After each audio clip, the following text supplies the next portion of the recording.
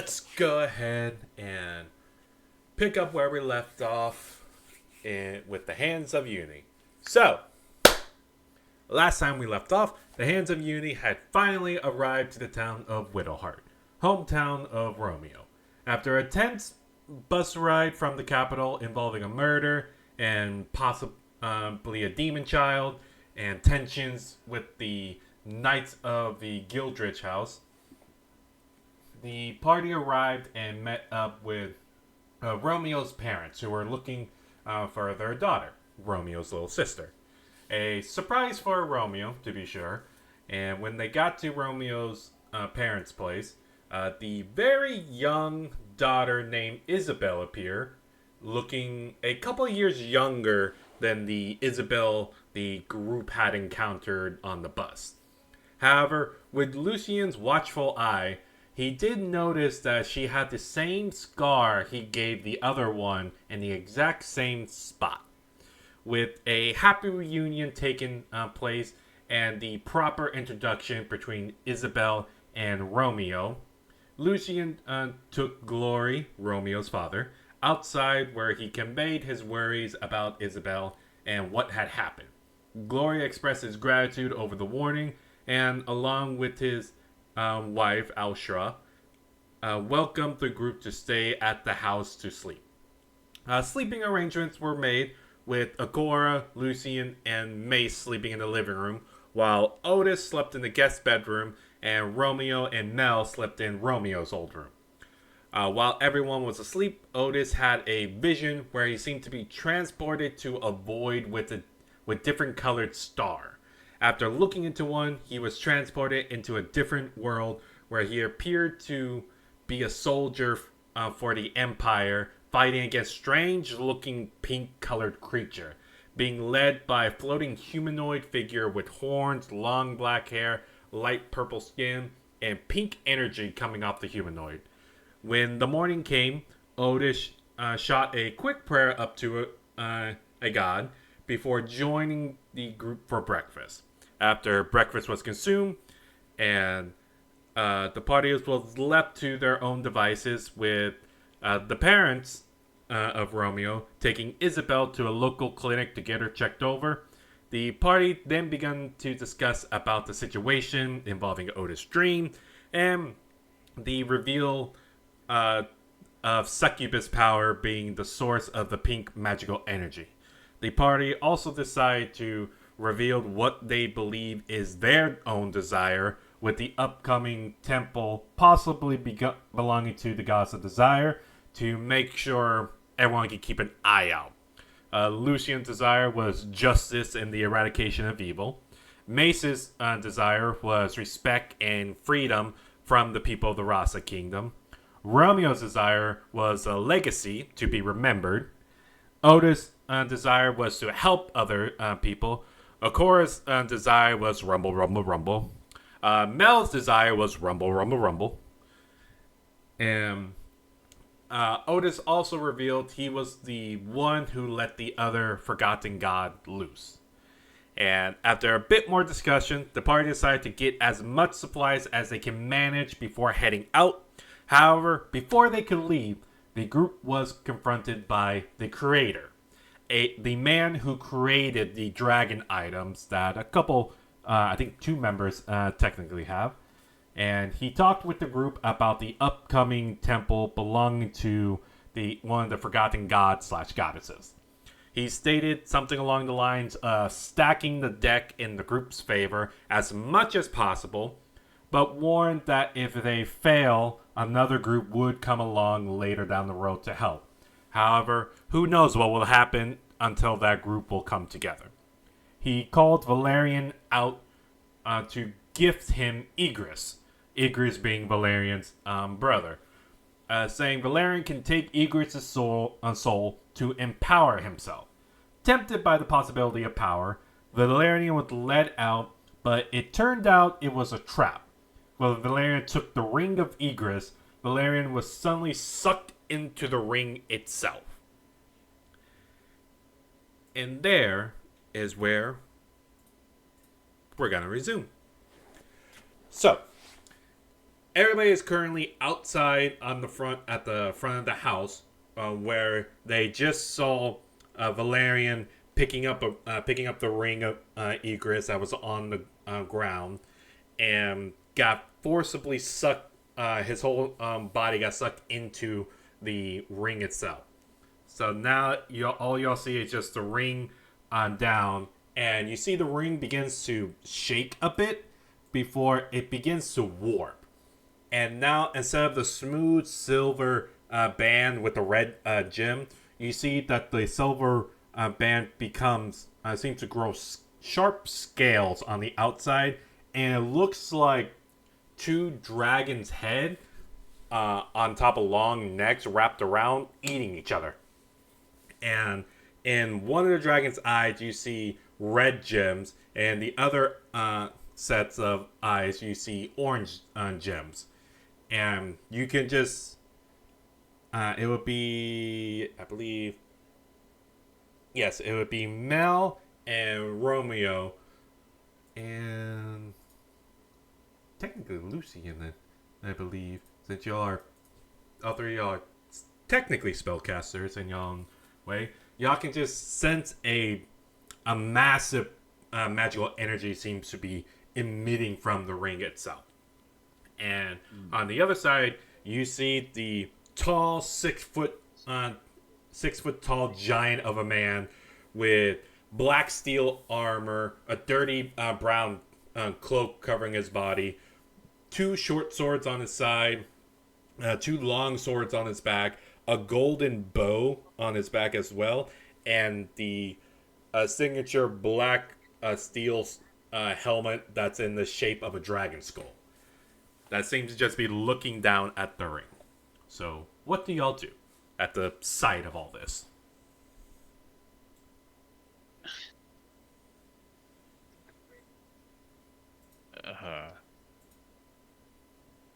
What the fuck just happened?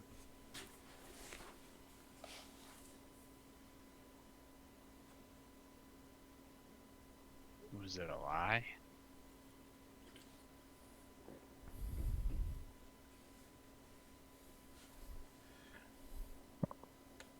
You see the creator just you see the creator just looking at the ring and just tilts his head and says, "I did not lie. He is now more powerful." Mm-hmm. But you just trapped him in a ring, and I don't know, is the other one, Egress, in there too, or? Yes. Right. Okay, well, what are we supposed to do with this? Use it. Alright. I told you before, I am going to try my best to stack the deck in your favor, to prevent these forgotten gods from doing what they will. Mm-hmm. But I will give a warning. This ring is very powerful and very unstable. I would advise only the strongest of willpower should take it.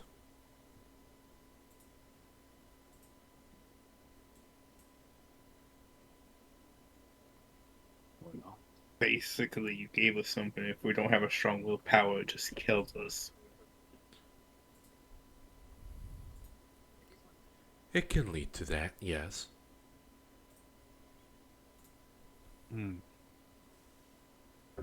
wonderful.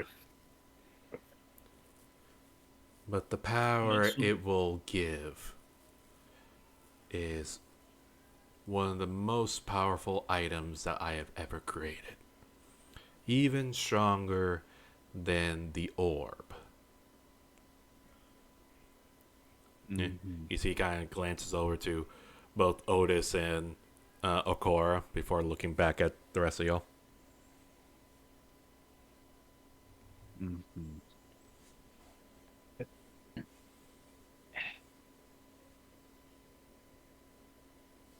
Mace will go up to pick up the ring, but not put it on. Okay. You pick up the ring, and even when you pick it up and you're holding it in your hand, you're hearing what sounds like whispers coming from the ring, and you're seeing light red magical energy seems to be like softly coming off of the ring and slowly reaching onto your hand, like it's drifting and turning into mist.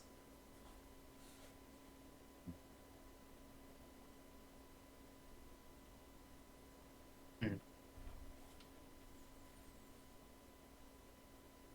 Interesting.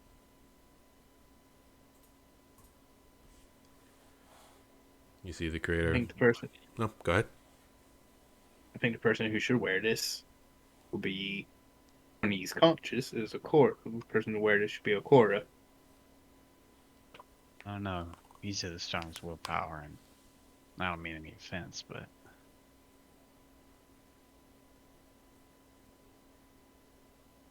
Hmm. I say what? It's a Korra because it has Valerian in it. yeah, I think we're past about attachments like that.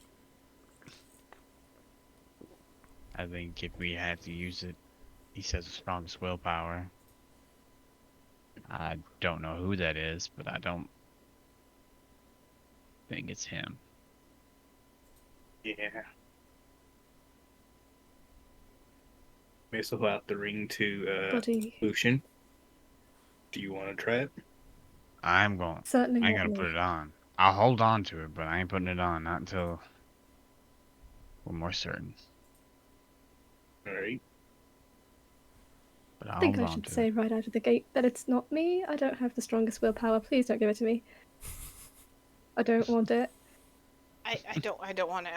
I have one very nice dragon in my head. I don't need Valerian. Oh God, no. So it comes down to either Otis or me.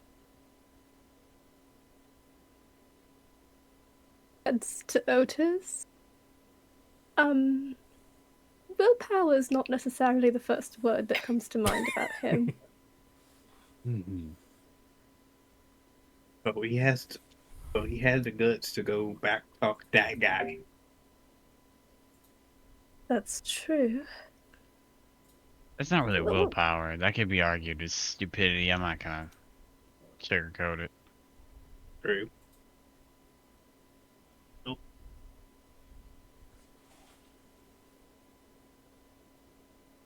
Worst case scenario, die or I lose a finger. Yeah. True. Mace will put on the ring. Okay. You slip the ring on one of your fingers, and as soon as it settles on your finger, you see that it tightens a little bit to match your ring size, and nothing.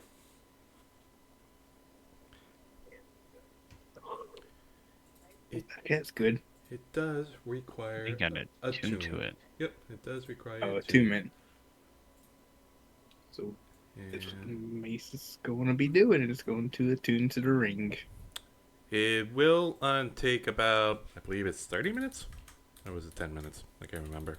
So it's an hour to attune stuff.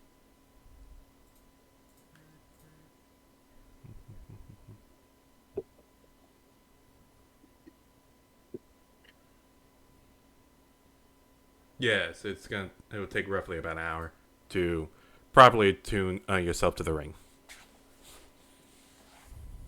But you can do that while y'all are like walking and shopping around. But you just have to mainly focus on it for the most of the time. Or Mace starts attuning to me. He's going to ask the curator, will this blow up in a violent explosion or will this implode on me? You see the creator just looking at you and goes, "It is one of the first of its kind."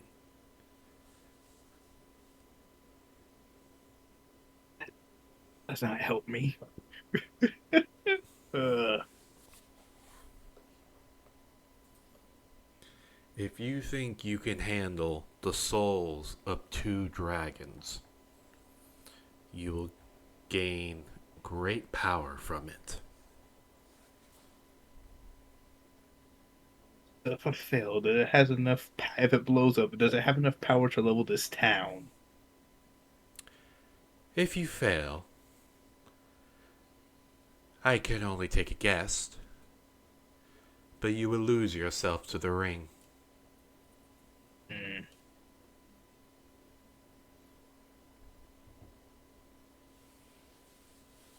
No risk at all. Great power often comes with great risk. Question for you. If I do lose myself, you're just gonna kill me, correct?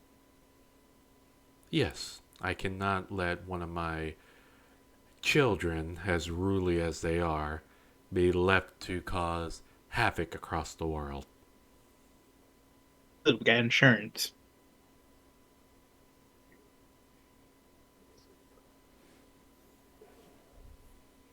He's now going to attempt to attune to the ring now. Okay, so you take a moment and begin the process of attuning to it. The rest of y'all?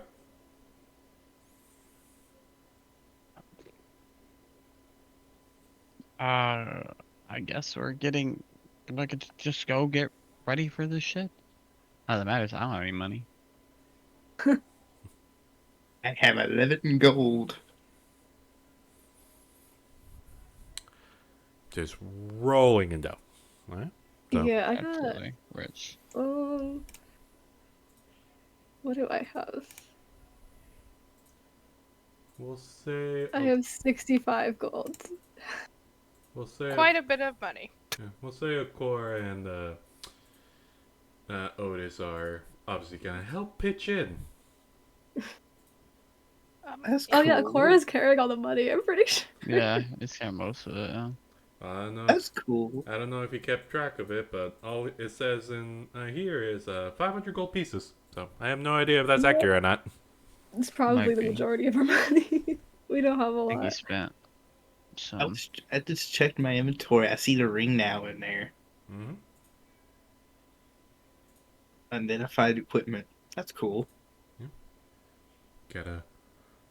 Once you fully attune to it, it will identify and you'll be able to read what it does. Yay. Let's hope I don't die. We shall see. Okay. So, as y'all begin to get settled in, you see the creator is still standing and they're looking at all of y'all. And then you see he turns his attention to you, Mel, and looks at you and kind of eyes the staff before looking away and begins to turn his back towards y'all, and you hear him go, "I won't say a cliche like the fate of the world lies in all of your hands.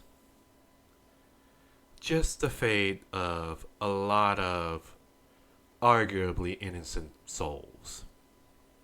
So, do your best to prepare as much as you can."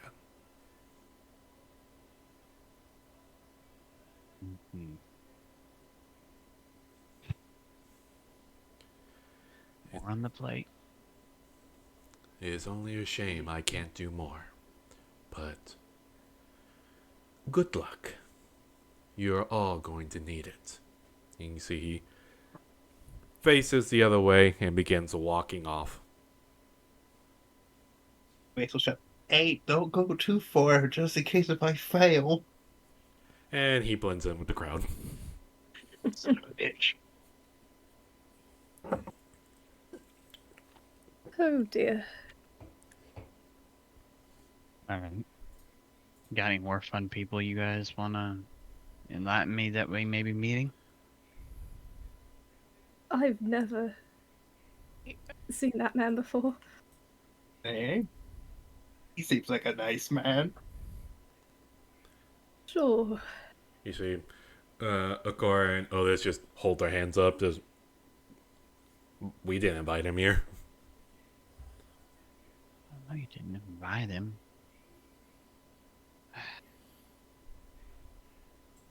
Those items that some of us have a sort of an open invitation for him to show up wherever he likes. Seems that way.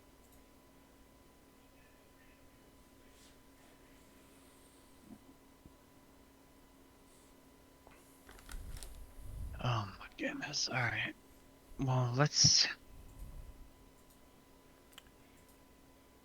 get on with it. Shopping.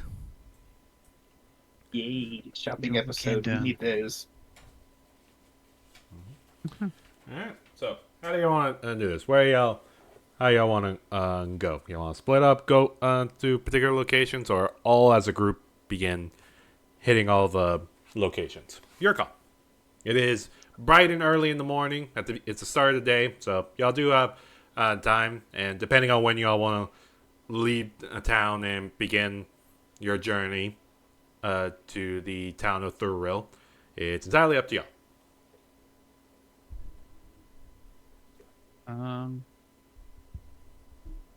I'll say stick together because I'm attuning to something very dangerous. I think we should probably do that. Yeah, I also don't have any money, so I don't have That's true. any reason Yeah. to go with anybody else or go anywhere else.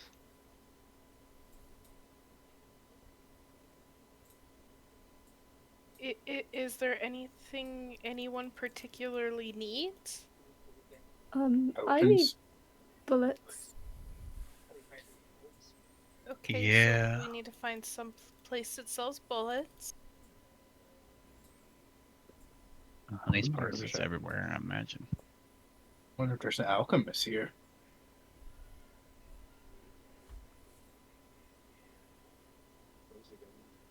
I think you should worry about just not blowing up. Will do. True.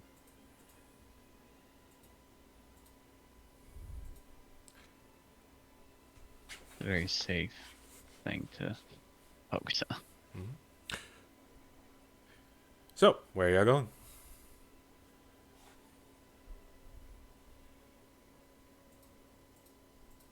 All right. Well, the only thing that was told is bullets, so let's go find some bullets. All right, let's go. Potions. You said alchemist. Oh yeah, looking for alchemist for potions. Well, alchemist is you're gonna find potions. It'd be in hold on. I'll get there. You can do- Apothecary. There we go. So either way, y'all begin heading into the city, and Romeo, you do know this area since it's your home town. So I say if you're going for bullets first, generally most of the stores they do sell bullets, but probably where you're gonna find the better bullets, arguably, would be the a place called the Armory, which sells all kinds of weapons and armor. Basically, the equivalent of a blacksmith and armor smith. Alright, well, I will lead everyone there. Okay. So you'll begin heading over, and I'm gonna need Romeo, go ahead and roll me a d20, please.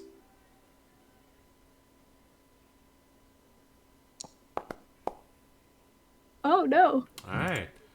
First roll of the new year. And it's a 1. Starting off Good strong. side. It's gonna be a magnificent sign for this campaign. Alright. It'll be more funny if we keep rolling 2, 3, 4, and it keeps rolling up until we hit a 20. All right. So.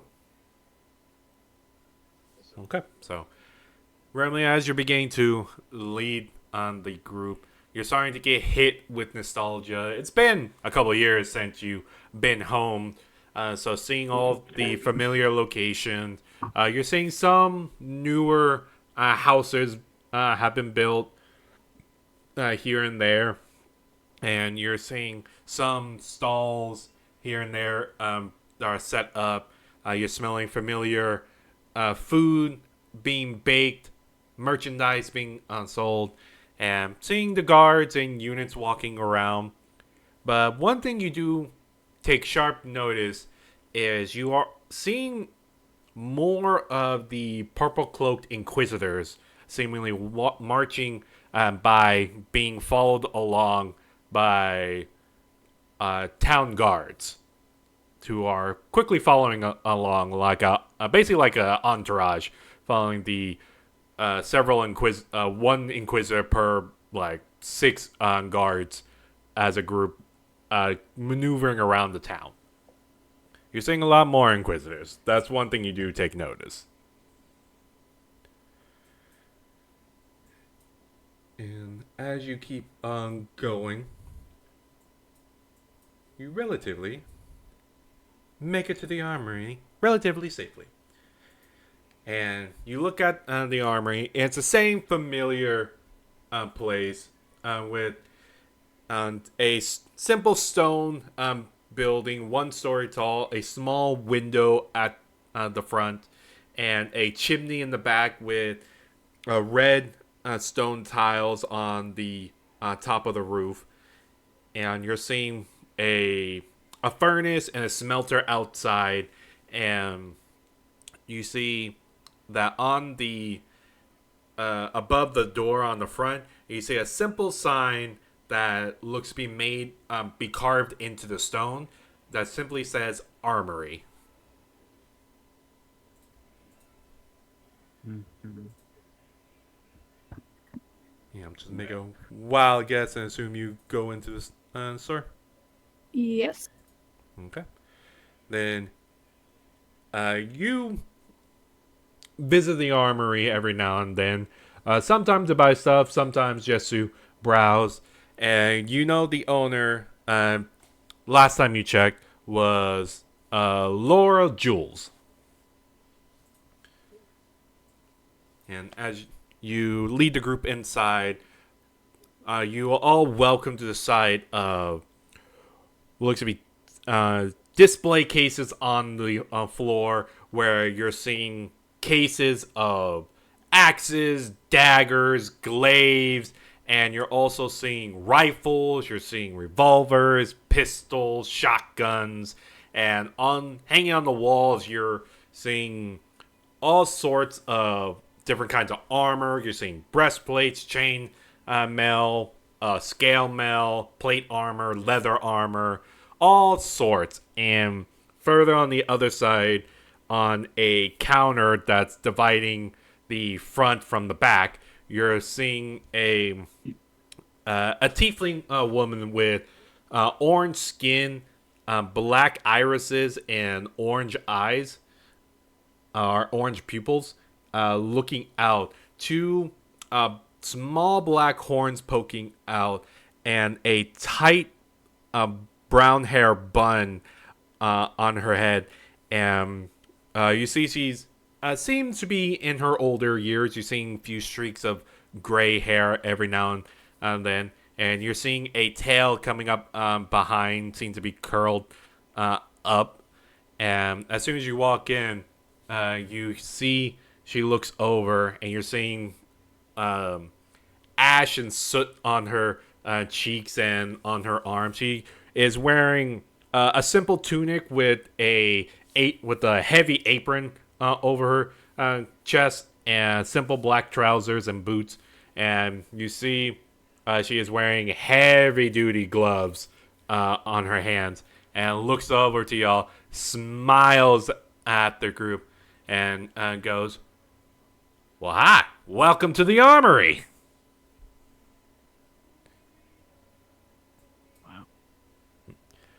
What can I do for y'all?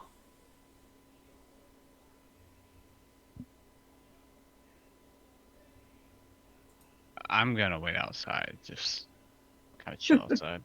Okay. Keep an eye out. Look around. Observe. While Mace is looking around, he's just going to still focus on the ring. Okay. Well,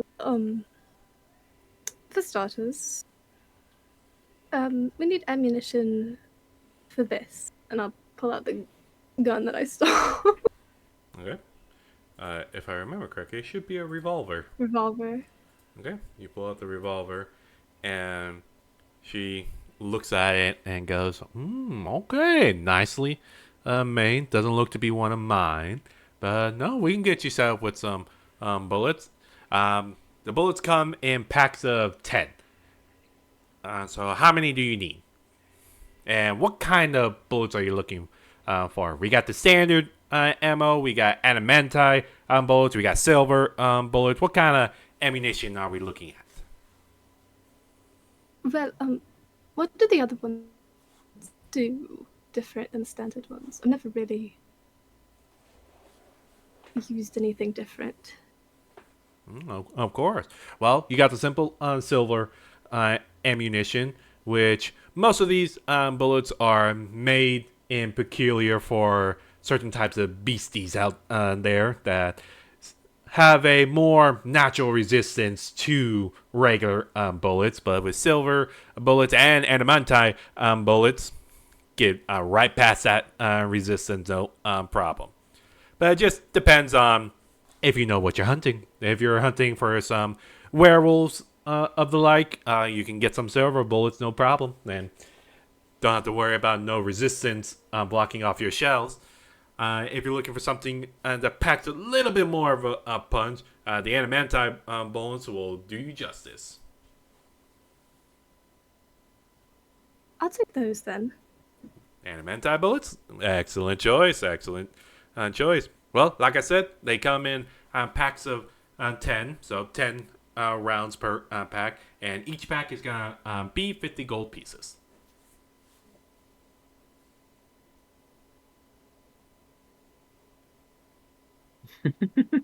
So how much are you many looking for? do you think you need?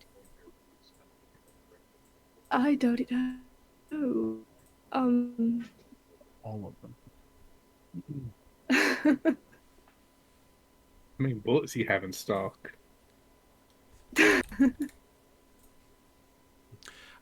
For the adamantite bullets, those are more rare compared to the other bullets. So I only have 30 shells. Melusina's gonna put down So- 150 gold and say, that should cover three packs. That should be good for now, right? Oh, well, I like y'all. No haggling, no bitching. Let's go. All right, on the price, 150 gold. But here is 30 bullets of the adamantite type. All right, I'm assuming it's going to Little Miss Tiefling over here. And you see she kind of looks at you and squints a bit and goes, "You do seem familiar. Have I seen you around here before?" It's a couple of years since I've been home, but I don't know if you remember. I'm Eldora. I'm Glory's daughter. No shit. Oh, now I recognize you. Oh, I remember when you were just so itty bitty running around my shop. I almost shot yourself in the face a few times. Thank God I don't load my ammunition into the guns on display. Ah, yes, I remember you giving your parents quite a scare a few times. Oh, look at you now. You're all grown up. It's good to see you and welcome home. I don't know how long you've been here, but welcome home. Thank you.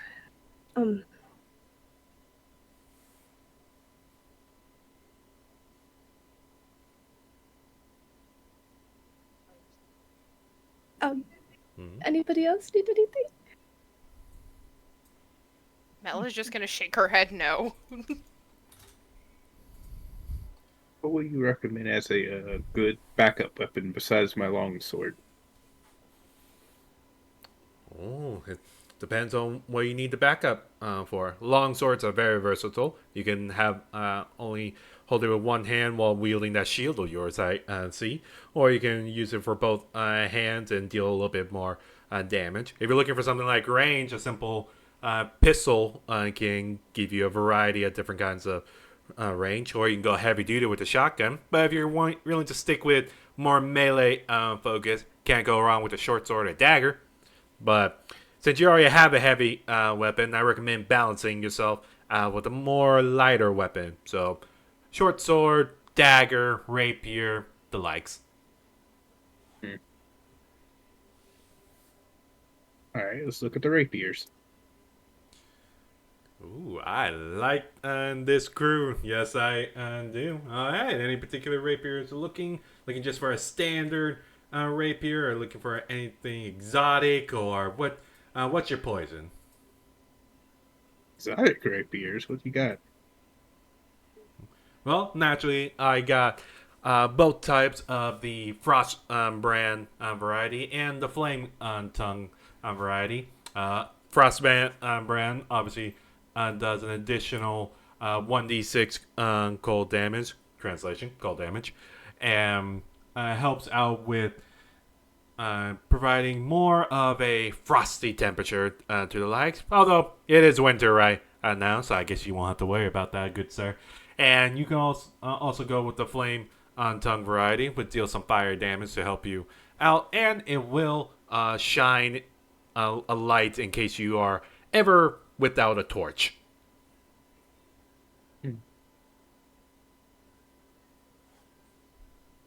Right. Yeah. So. And how much is this? How much do each of them cost? The standard and the two exotic ones. Well, standard ones are going to be no issue whatsoever. Standard ones is just going to be a simple 100 gold pieces just for the rapier. And for more of the exotic ones, if you are looking for the Frost brand variety, it's simply going to cost you 2,000 gold pieces. For the Flame Tongue, that's going to be going up to 5,000. See.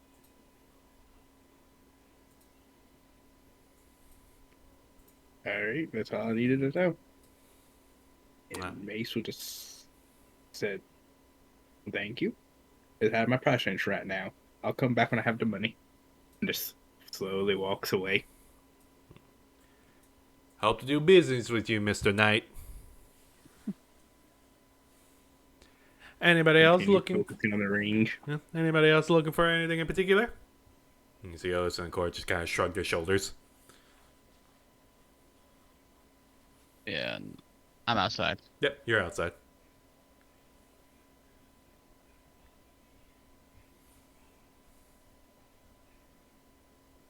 So I'm assuming no. No. All right.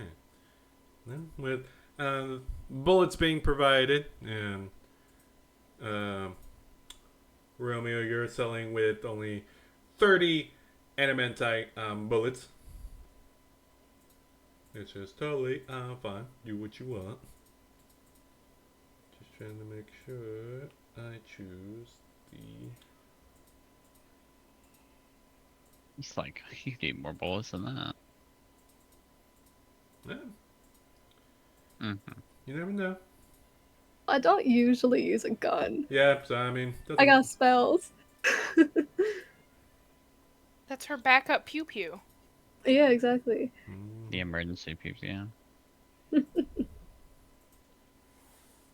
Okay, then with bullets acquired, the group leaves the armory. So, where are you heading to next? Potions, right? Okay. If you're going for potions, the Romeo, you would know that either Victor's Glorious Goods would have it, or you can check the marketplace. Marketplace will have a variety of different kinds of items, and there could be potentially some interesting potions over there. But you know, Victor's Glorious Goods would have more standard potions like health potions, along with potentially more exotic potions. But it whatever one you want to go to, either the marketplace or Victor's. Is closer to where we are right now. It would be the marketplace. All right, we can go there first. Okay. Then you'll head over to the marketplace, and as y'all walking through the streets, y'all are seeing nice, clean roads, smooth paving on the roads, and you're seeing people are walking by, people are chatting, some people are waving at Romeo, and a lot of them are nodding their heads and greeting, and you're hearing a lot of them go, good morning, sister. Wonderful day on this winter season. And going, sister, good morning. And lots of good mornings being given to Romeo. And I don't know if Romeo's giving back. Oh, yeah, definitely. As it's being exchanged, the rest of y'all noticing not many good mornings are being acknowledged to the rest of y'all. Some of them just simply say, they kind of just wave, some just nod their heads in acknowledgement, but for the most part, they're mainly ignoring the rest of y'all. That's a typical day for Mace. Fair. Nothing new here. And as y'all continue down on the streets, doesn't take you much time until you arrive to this big market square where you're seeing lots of market stalls with different color banners and different kinds of advertisement on the front, where they're showing off merchandise, and you're seeing it is a even though it's still fairly early, well, not really fairly early, it's in the morning, it is starting to get more towards the afternoon, but as you all are just looking around at the market place, you're seeing merchants yelling out for their wares. You're hearing fresh steel weaponry right here. Freshly made firearms to your heart content. And you're hearing multiple different kinds of items being tossed around. You're hearing blankets, the softest you will ever find. Find the perfect coat for these winter nights. And as you are just focusing and trying to listen and look through the marketplace, y'all all going towards.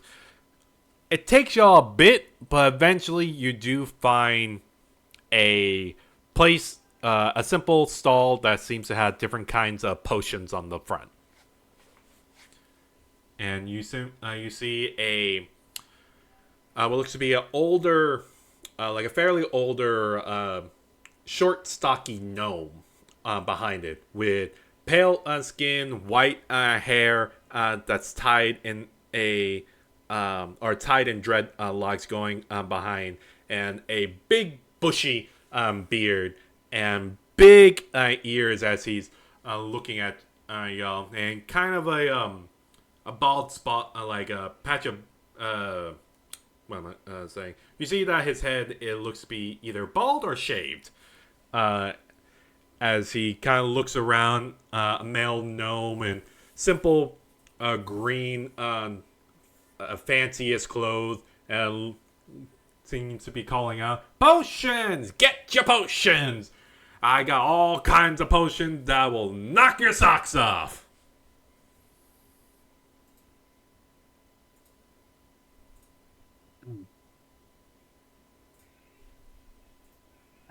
Might be too strong.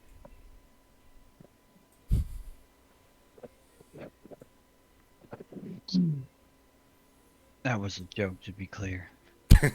I obviously don't really know. Since they're magical, they have a healing effect on me, but they don't really, taste like anything, so they ain't knocking any socks off me. Not that I wear any, anyways. I get it. Who knows? Who knows? These potions might make you get socks and knock them off. Wouldn't that be something? So I'm assuming y'all going to the stand? Yep. Mm-hmm.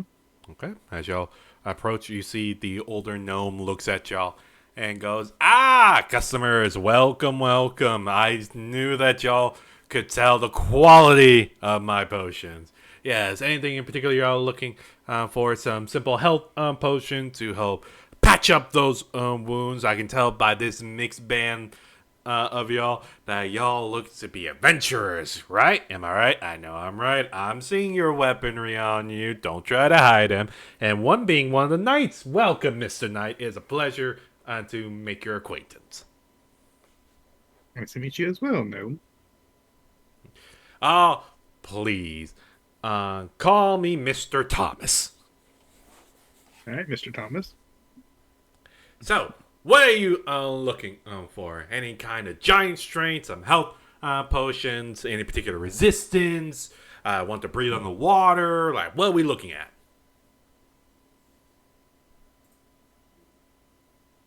Um,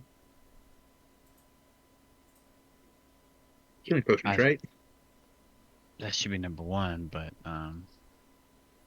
maybe something to help protect the mind, if anything. If you're looking for something to protect the mind, I do got some. I got one or two potions of psychic resistance. If you're looking at that, Man, it's not exactly what I had in mind. More like mind shielding, something to protect your thoughts, but that might be useful too.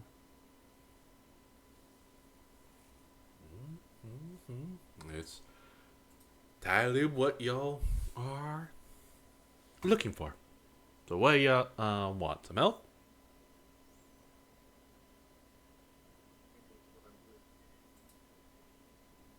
Hmm. Well, I don't got the money.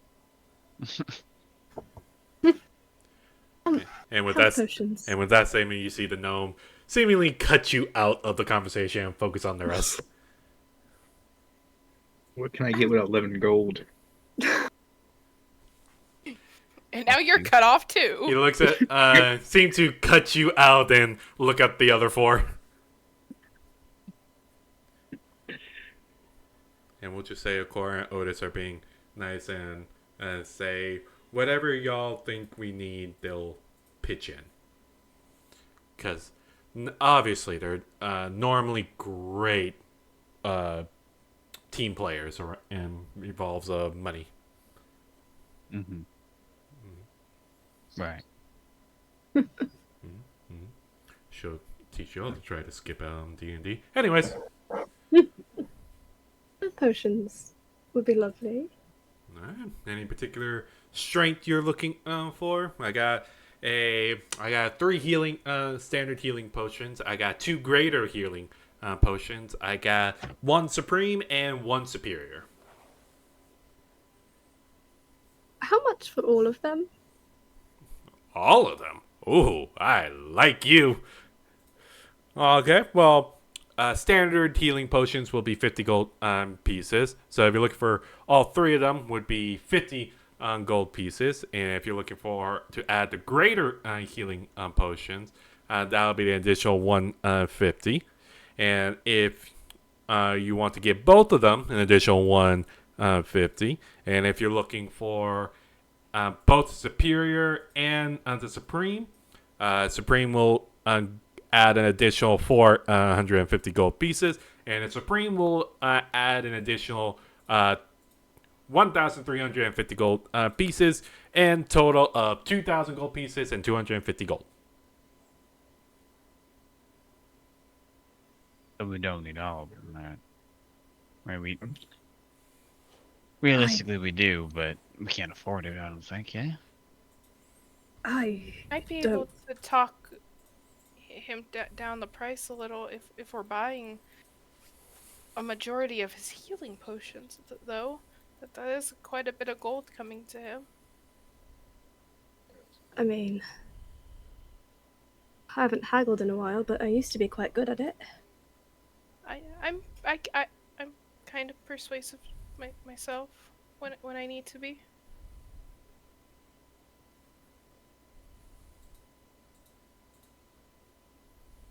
Certainly worth a shot. Yeah, might as well. Which ones would you want me to try to haggle? At least I'm guessing this maybe the standard and the one above the standard. That'd probably be the best bet because the other two would be too hard to haggle down. I don't think we even combined have enough gold for those ones. Those ones are expensive. Yeah. Just so we are clear, Agora has 508 gold pieces. Otis has 246 gold pieces, and you all know what all of y'all have. Okay. Just so So we're clear on how much gold pieces y'all got. 500 and what? 508 gold pieces from Agora and 246 gold pieces from Otis. I don't think I had like anything. I See, have though. 65 I have 35. plus 35. I still have 100 I have 11. gold and 200 silver. 11. I have 11 gold, Okay, Plus combined we the- do not have enough for all of them.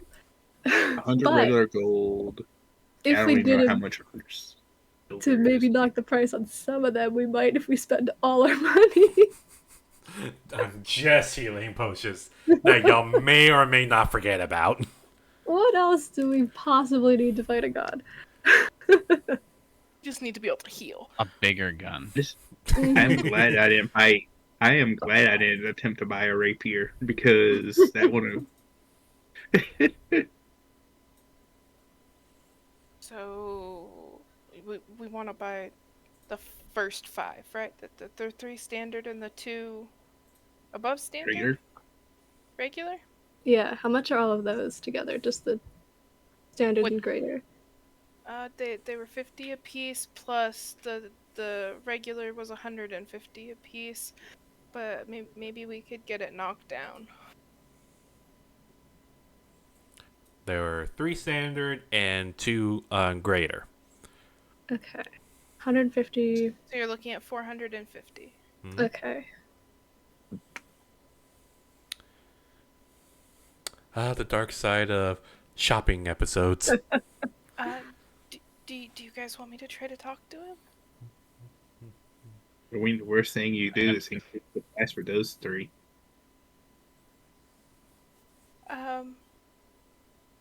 Sir, is there any way that you could? We're looking at buying the standard and the regular, so that's 5 potions. Is there any way we could maybe get a discount? We have a knight with us, and she's from here, and it's most of your stock, especially your cheaper stock that most people would go after.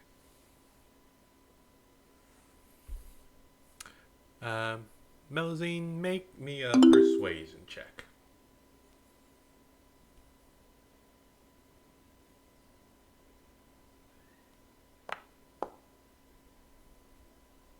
$25. All right. You see, he looks at y'all, then looks at the group and kind of nods his head and goes, "You are buying my lower end potions. That's very true, and I'm always happy to support the knights." Okay. I'll bump it down. I can bump it down. Let's say. Cause I like y'all. Y'all are my first customers of the morning. I'll knock it down to 300 gold pieces.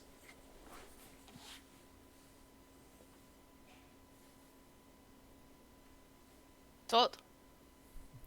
Very well. 300 gold pieces it is. How do y'all want to divide it? I give all my gold. You're 11 gold.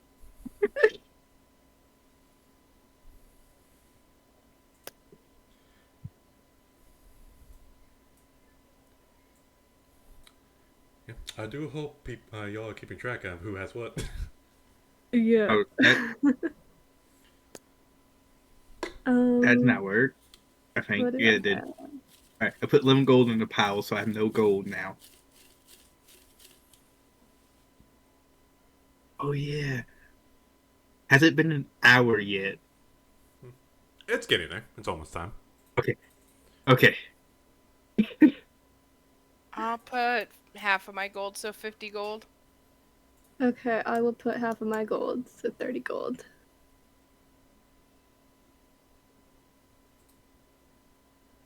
It's showing 0 because I put all my 11 gold in there. Oh, that's why. Y'all currently There, at 91 gold pieces. there we go. I fixed it where you can show that I'm putting 11 gold in there, and then I'll change it back to 0 after we buy them. I got you.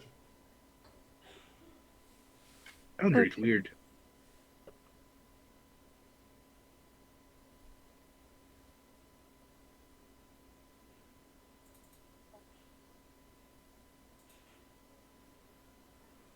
Cora. Ah, right. Too kind of neat. Mel, you coughing up more gold? No, I was fixing because I had a bunch of silver, Ah, and I okay. hate silver. I gotcha. Oh, I should do that with mine. Then we'll say Akora is just such a generous soul. And he will With the hobo. Thanks. cough up 209 gold pieces. And that should pay off the rest. Alright. So he's sitting at 299 gold pieces now. So there's 3 regular potions and 2 greater potions. Who is taking what? I think the greater should probably be on those who are like right up in front. Yeah. So me and Akora. Mm-hmm. Well, me too, but Oh, you're also in front? yeah. No, we haven't done much, but yeah. Mm, I'm not as tanky, but I'm up there. I say you and Akora. I have a decent AC where I won't get hit as often. As soon as I say that, I'm going to get hit every hit. Sounds like a smacked. Alright. So a greater potion towards Akora and Lucian. I guess so. Are you gonna add that in there? Yep. God, I gotta sign out everything. Jeez. Alright. And we got 3 standard healing potions. Take a standard because I squishy. Say the I 3 squishies. have a couple of healing potions. So, but like, I fully forgot that I had. So I will take 1 standard and give the other 2. What's his name?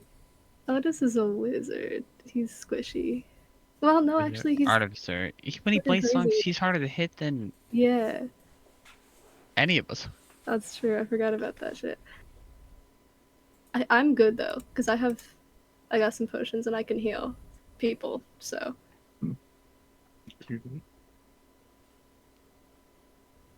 Yeah, I'll take 1 potion and give the other to Otis. So you're taking a standard healing potion? Yep. But No. I forgot I have second wind. Okay. And the last one will go to Otis. Sounds good. Okay. Okay, potions are distributed. And you see the gnome nods and takes the coins, hands y'all the potions, and nods and goes, Alright, anything else y'all looking for in particular? Now that you got the healing out of the way.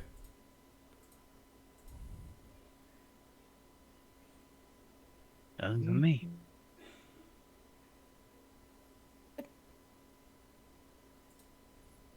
Hmm. No, sir. Okay. All right. So, no potions of invisibility, no potions of speed, nothing along those sorts. I don't think we have the money for them now if we wanted them. We're all cut off now. Well, I can appreciate an honest man. All right. Very well. Then thank you for your patronage, and I hope to see y'all again when y'all have more money. All right. So with potions secured, where would y'all like to head to now? We've got to find a way to get there, right? Because it'll take us a week if we go by foot. Yeah. So, like, horses or I don't think we can afford the cars. I'd sincerely doubt it. I mean, we can always see if there's any caravans heading that way. That's how I usually got by my travels. You know, you just offer your hand, say I can offer protection if anything goes awry. Let me tag along. Granted, you know, obviously I didn't need to. Most of the times I didn't need to eat, so I didn't have to dip into their rations or anything. Most caravans do avoid ruins because they're always afraid that bandits or very powerful monsters are there. Yeah. So most Aren't likely we there'll be no going to another caravan. town first, though? Right? Am I not mistaken? Like we're going to there's another town, and then it's near that town. Or am I like misremembering? I'm probably misremembering. Y'all got told that the ruins was around the town of Thuro. So it would be a good starting point to go from ask around Thuro to look for the ruins, and then go from there. So we want to go there first, and then go to the ruins. Yeah, ask around and try to locate it. And this is Widowheart right now, right? Yes, y'all currently in Widowheart. Yes. Yeah, so we should find a caravan or see if there's anyone heading out that way. I don't know, maybe start on the outside of town, just go look around the stables, look for people loading up carts, and ask around. Go to the local inns. That's usually where caravans like to go after they come into town. They might not, now that they're in the inn, they might not be leaving for a couple days. Yeah, we want to So- find ones that look like they're leaving, not ones that are True. sitting around. I mean, we obviously can check both, but I think we should check the outskirts first.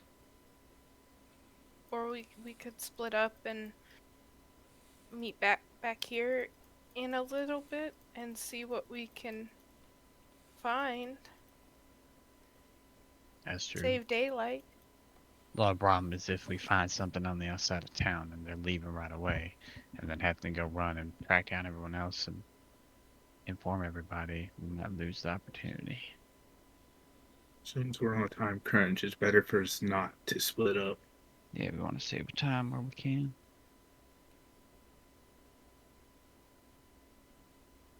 And I definitely think checking the outskirts of town first. Yeah, it's probably the best bet. Alright, that's where we're heading then. So y'all splitting up, or y'all staying as a group? As a group. Yeah. Yeah. Okay. Who wants to be leading this? Still Romeo? I'll do it. Okay, Romeo. Since y'all looking around trying to find a caravan, I need you to roll me an investigation check. And Mace, I need you to roll me a D100 for me, please. Oh no. Alright. That's so hard. 98.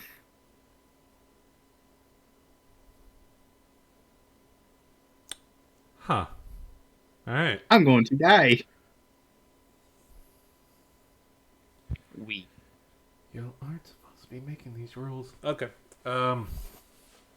So as y'all No. begin to move out and head towards the outskirts, Romeo, you do know that there is a road towards the south that you can go to. Or excuse me.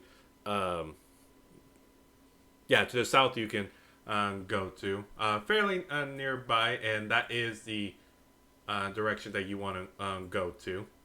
And sorry that the map is like this. South right now is to the left side.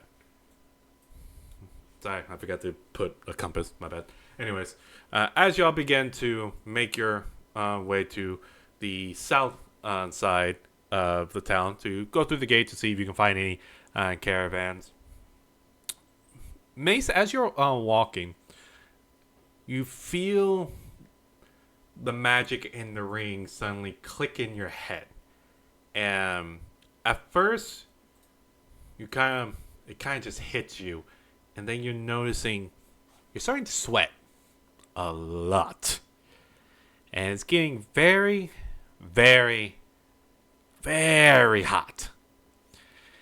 And like a sledgehammer, you suddenly hear two roaring dragons in either side of your ear. And it gives you a splitting headache where you just suddenly jerk to a stop. And you feel all of your muscles begin to clench and tighten. And you feel yourself starting to shake. As suddenly the world around you goes black. And you see yourself falling. And then you slam down onto what feels like ground. But as you pick yourself up, you're looking around. And you see that you're in a cave. And you're just looking around. And all you see is it looks like you're in the center of a massive cave network. But one thing you also take notice is you're seeing vines that have bright orange leaves going across the walls. And as you're looking around, you are very confused on what the fuck's going on. And you see on one side of this cave, like this cavernous space, you're seeing a small pile of gold pieces, and that has a few gems here and there. And on the other side of the wall, you're seeing what looks to be carvings in the wall, and what looks to be rectangle blocks. That seems to be... It looks like it's very old. Like it's been left there by like cave men.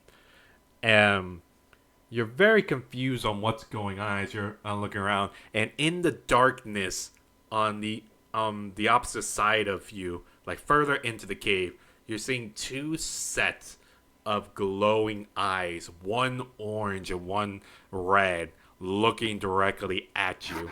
And as you see the eyes begin to rise and tower over you, and you see their mouths begin to alight by flames as you're seeing the giant maw of large adult dragons as they breathe fire towards you. And you instinctively hold your hands up to try to block as best as you can, and the fire engulfs you.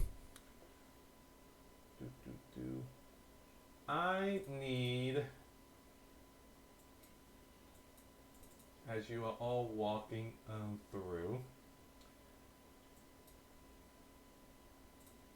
it would be this one. Oh, I gotta do it like this.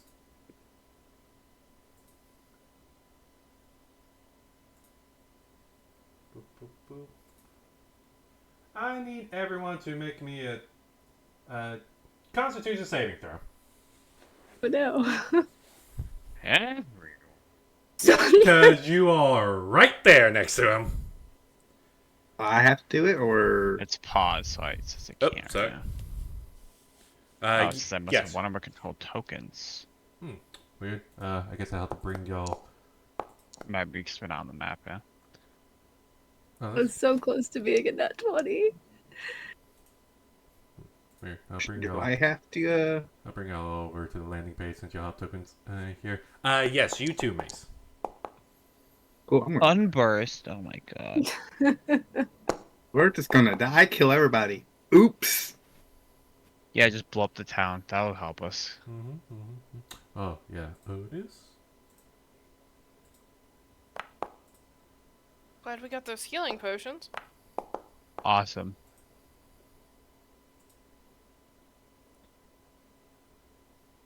Don't worry. Of course, the only one that made it. Oh. Damn, I failed with 17. Rip. And I'm just gonna roll this one for the town folks. Oh. Yeah, it is a kind of busy street. And a bomb factory. Alright. There are bombs. 96. Wow, so a 98's a fail. That's fun. Oh, no. That's for how many people survived. Oh, 96. Out of Eee! a couple hundred? Let's see. Everyone takes His family said. 38 points of fire damage to everyone. Fire, Oh, okay. it's not that bad. I resist that. I mean, it's not that bad. That's It could have been legitimately. worse. Yeah, there are four. Um, No, there are 4 ones in that roll. So True. I have 40 health. That's not bad. I have 40 health too. all right. 20. As everyone, it suddenly just seems like a sun just emits from May, just suddenly explodes out onwards to every for everyone. Y'all get suddenly hit by the oh, sorry, not. Of course, since you're the only one that made that, you take half. No, I hit the wrong. I hit the wrong number. It won't be 40 HP. It will be 38. Folks, Hey, I fix that. have the most health. I have 56 Oh, okay. Well, left. Everyone. yeah, I'm not. That's almost as much as how many total hit points I have, so. Okay, so as everyone gets hit with the sudden impact of the fire that's covering your body, about 4 people, everybody else that gets caught up, immediately scream and yell out, and it's like a wave of people gets pushed back, and y'all do take notice as y'all are starting to recover as you're patting out the flames. You see 4 charred corpses off to the side around Mace. And after the entire street goes silent. And then screaming happens. And chaos just erupts. Suddenly y'all see multiple Inquisitors seem to pop out of nowhere. Some are coming out of alleyways. Others are flanking on either side of the road. You're seeing one on top of a building looking down. And you're seeing guards are coming at y'all.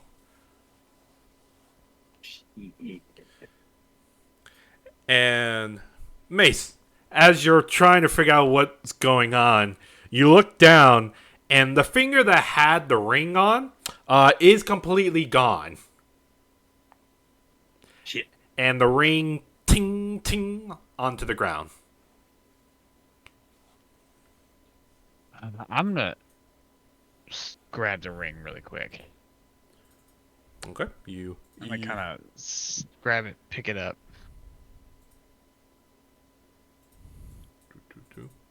I have nothing crazy happen, so let's put it in like pocket, tuck it in somewhere. Okay, you swipe the ring in pocket, and soon multiple guards surround the group and looks over at Mace, and they look. You're seeing Inquisitors are mainly staying back, but they're keeping watch, and you're seeing one of the guards step forward. Mace, you recognize his rank by the short purple cape that's coming off of his shoulder. He appears to be a guard captain as he steps forward. You're technically above him since you are a knight, but he does have authority in the local town. But either way, he comes up and looks at you and goes, "Sir Knight, are you okay? What happened?" Did I pick up the ring? Yeah, Lucian, you did swipe the ring. And I'm near Oh yeah. him. All y'all are near. Right. Yeah. I would lean in to Mace. I mean, we obviously all look like we're fucked up from this, right? Oh, yeah. Yeah. So I would lean in to Mace and be like, follow my lead. And I'm kind of like nodding my head at everybody. This guy walks up, says that, I assume. Mm-hmm. I'm like, I'm gonna act panicked and painful. It's just like, we gotta go. What just happened? I don't know. That's what we want to ask you. What happened? Something just blew everybody up. What do you mean just happened? Aren't you supposed to be protecting us? Lucian, make a deception check. I'll give you advantage on that one. Because they didn't see anything. Alright.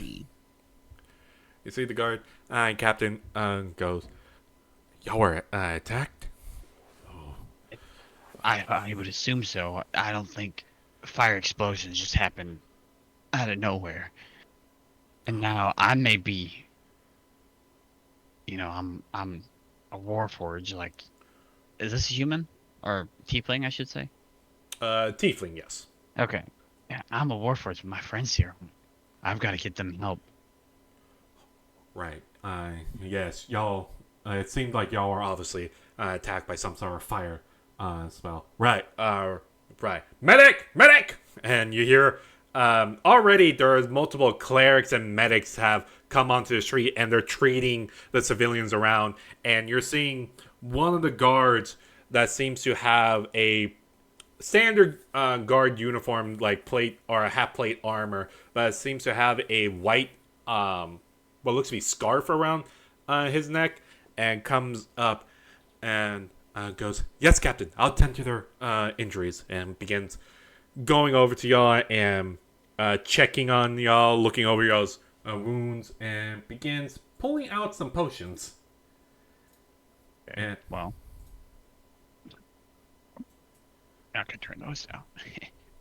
and you see the captain's looking at y'all and goes, "So y'all have any idea who could have attacked y'all? Like any enemies in town? Anybody that we should know of?" Not that I can think of. I mean, you know what's going on. I'm sure you've heard the news. It could be anybody. Ace is just completely just stunned.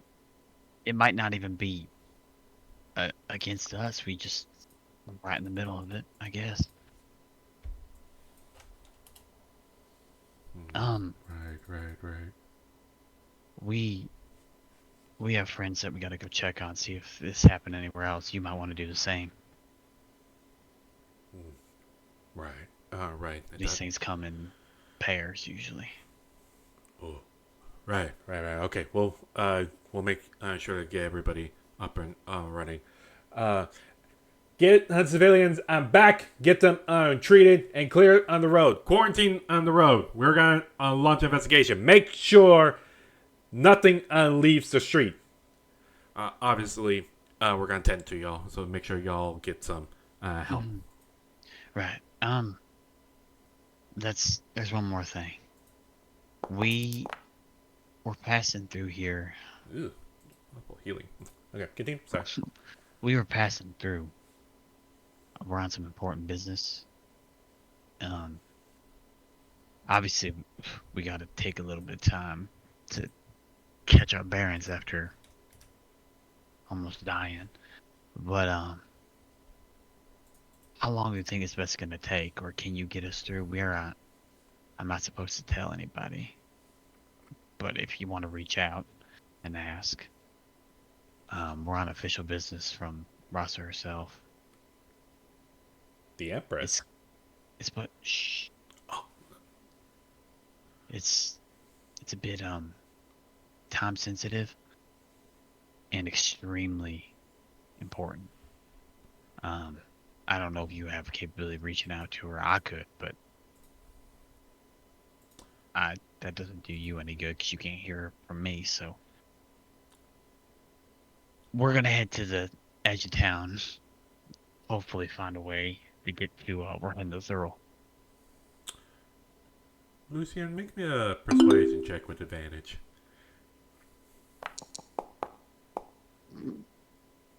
Awesome.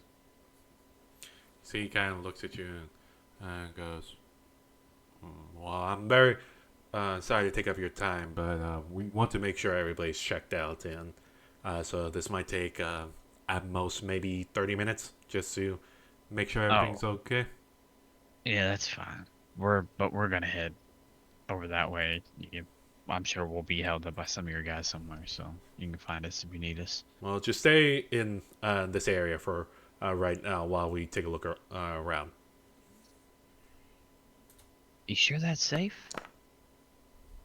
Now that we're here, we'll make sure to keep watch of everybody. If we see a fireball or a fire spell come out, we got spellcasters who will dispel it.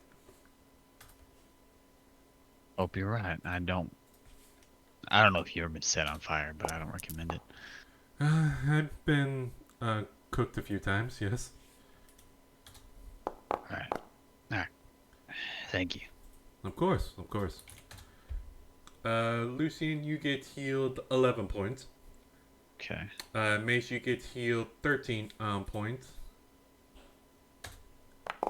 Mel, you get healed 11 points.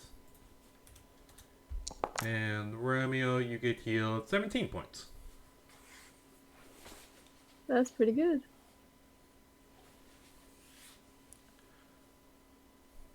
So, as the medic is attending to everybody, feeding y'all health potions and checking everybody over, begins to tend to the other civilians and survivors and begin looking them over and helping them. You're seeing healing spells are being applied to someone severely injured.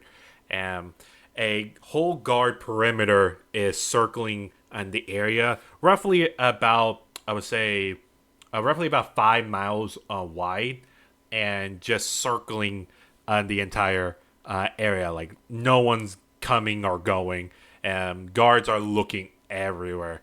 And you're seeing a few Inquisitors are still there. You see the majority that showed up, most of them already left, but you're seeing a few Inquisitors are still sticking around and looking left and right. As y'all are waiting off to the side, trying to gather yourselves, what do y'all do? Y'all currently just kind of pushed to the side of the street, but what do y'all do in reaction to all this? Mace just collapse on the floor. Okay. Mel is Breathe shooting heavy. daggers at Mace with her eyes. I have a thought that it's probably not a good idea. Or like a bad feeling or something about the ring. Obviously, we should not do this now. We should not do this here. We should do it when we're far away from the town, when nobody else is around us. But I do have that deal He's with Fucking Valerian. piss. You do. I have that deal with Valerian, and it's obviously not like a bond with him already, but it's a connection. And I really, really don't want to do it. But maybe that could help. Hey.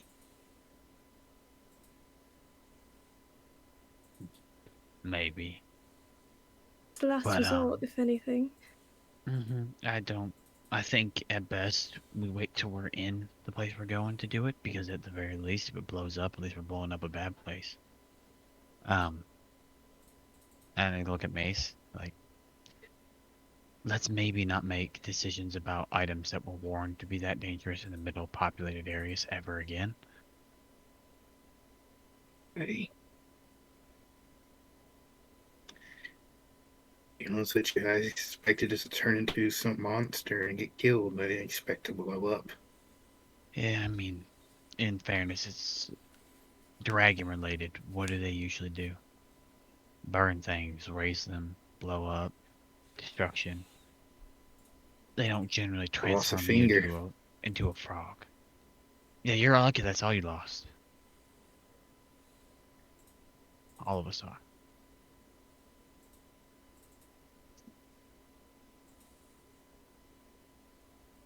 I'm gonna hold on to it for now.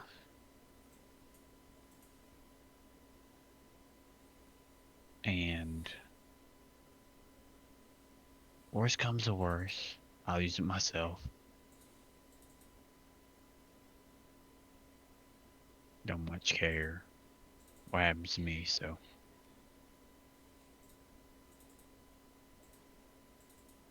Live long enough. Dang. He's kind of like patting on his cloak. It's singed. Mm-hmm. It's like, any of you know how to mend anything? This is my favorite cloak. Otis will pop up and offer his service. I say as I take that back, I have to spell. No, you I say am the it kid. unironically as Otis perks up and offers, but sees you doing it already and goes, "Never mind."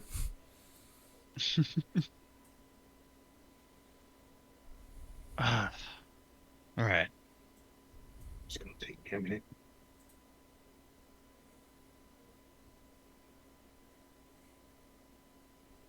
Man. As y'all are off to the side, trying to just recover and figure out what's going, or calming yourself down and deciding what to do with the ring, you are suddenly approached by a, wouldn't say familiar, but you recognize the purple cloaked status as a black and gold plated Warforged steps up, and you see that he has different kind of he does have a purple cloak, but it seems to divide up into 4 different strips, and you see a a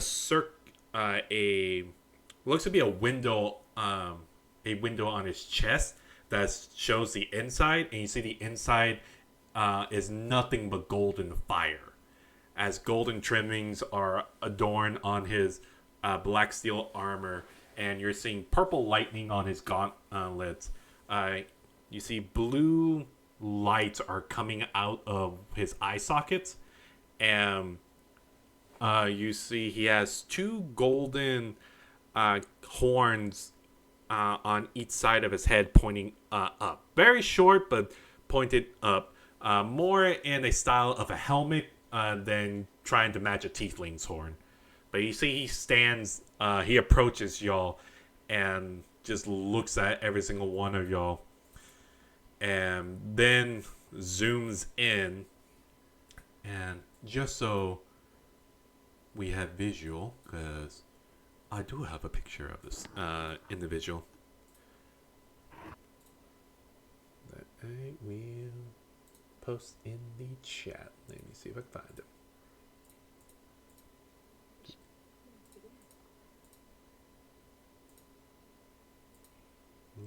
The team.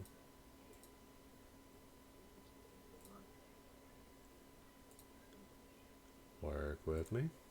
There we are. This is the Inquisitor you see that approaches. Oh. boy. He steps up and he just looks at all of y'all, and he then focuses on you, Mace, and goes, in a mechanical voice, goes, Lesser Knight Mace. Yeah, don't mind me having a panic attack.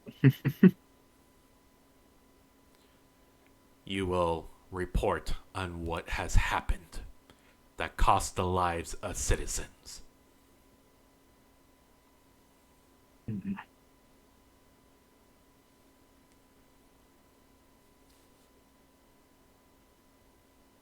Really?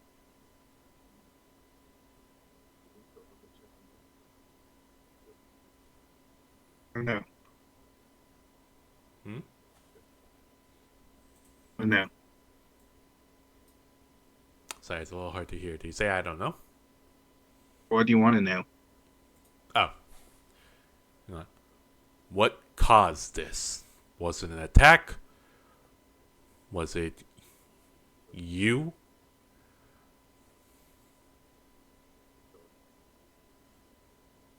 Best way I can explain it was given a god appeared.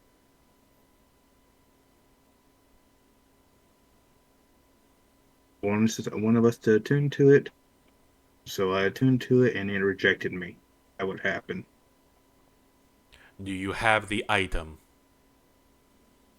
I don't know what happened to it. I was stunned by seeing two fucking dragons spurning me. Dragons.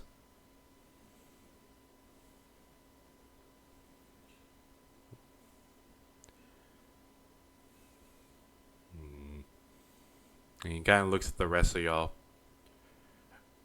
Do any of you have the item which he speaks?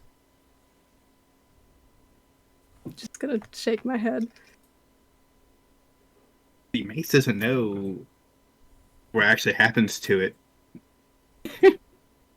You kind of stunned, so I'll give you that. You don't really recall what has happened. He's also still in some of a panic attack and shock right now. Oh, Did yeah. any of us see Lucian pick it up? I'll say in the chaos, no. Lucian's like first stop was to swipe it off the floor. So Lucian would pretty much. Well, now since Lucian explained, y'all do know that Lucian has it. Yeah, I did say I would keep it. Oh, right. Hold on. I say Mace is still like space mind, so he wasn't really paying attention when Lucian said he has it. Well, Yeah, when Lucian is acting like he has no idea what's up. I don't know anything about this ring anyways. I wasn't present for this conversation. So with that, forgive my assumption, but with an explosion that large, it's likely that the ring was some sort of trick, that the item itself was rigged to explode, and it's probably been destroyed.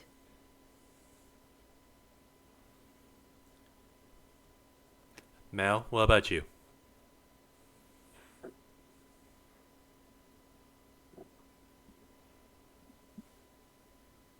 She left a little bit ago.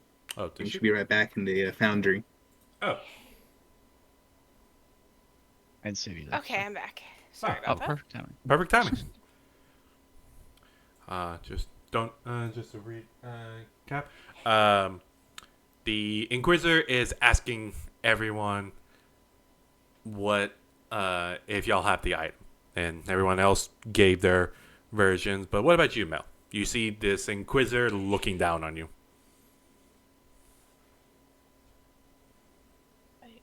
I don't have the thing that caused this. I don't know where it went. Okay, I won't have Otis and Okora roll. So I need Lucian and Romeo to make me a deception check.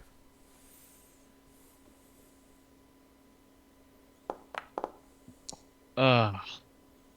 All right. 25. Could Hey, be worse. Oh, it said 14 on my screen. What the It fuck? said 14 on my screen too. I was like, damn, you got a Yeah, mine -4. too. Yeah, it said 14 on my screen too. That's weird. Anyways, You have a mind from deception? I um, have 0, just flat. you see, I have like no charisma. you see the Inquisitor kind of just eyes every one, looks at you, Romeo, then looks at Lucian, and you see he just locks eyes with you, Lucian, and just stares very, very targeted at you before going. Noted. This group is on watch. And you see, turns around and begins walking away.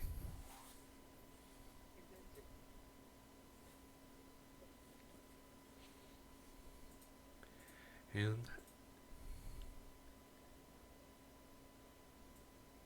the group, as y'all just see the Inquisitor walk away, kind of just let out a sigh of relief as he seems to not direct anybody towards you and seemingly just to leave out alone. But 30 minutes go by without no issues, and y'all all allowed to leave.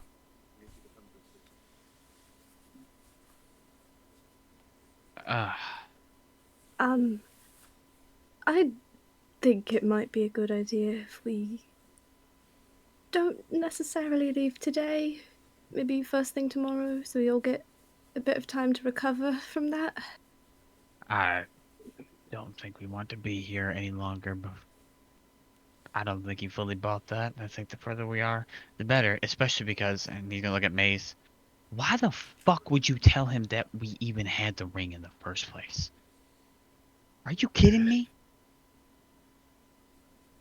We know that these fucks are contaminated with something. Why would you even remotely insinuate to let on that we know exactly what happened? Which we do.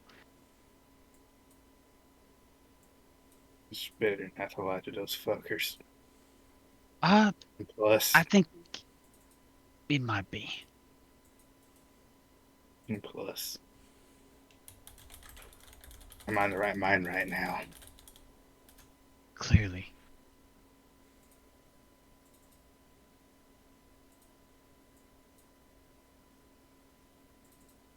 If they figure out, or they keep eyeing us long enough, they're gonna figure out something's weird.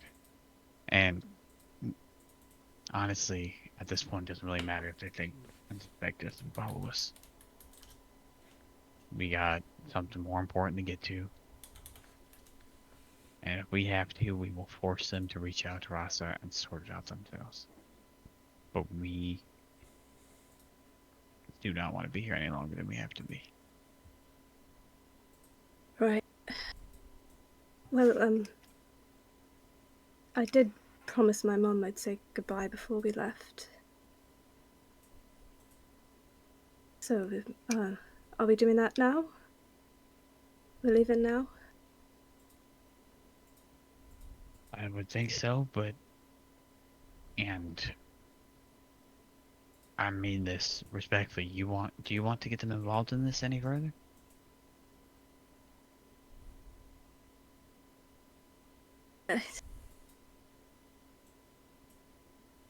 This...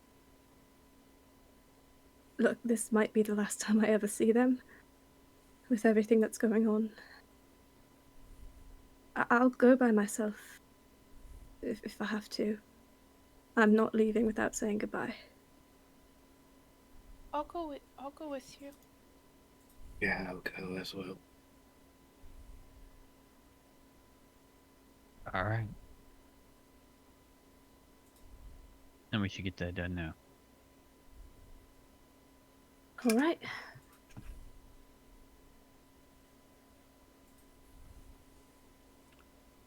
So y'all are heading back to Romeo's parents' place? Yes, so? That's where I'm going. Okay. Then I begin to head back. Doing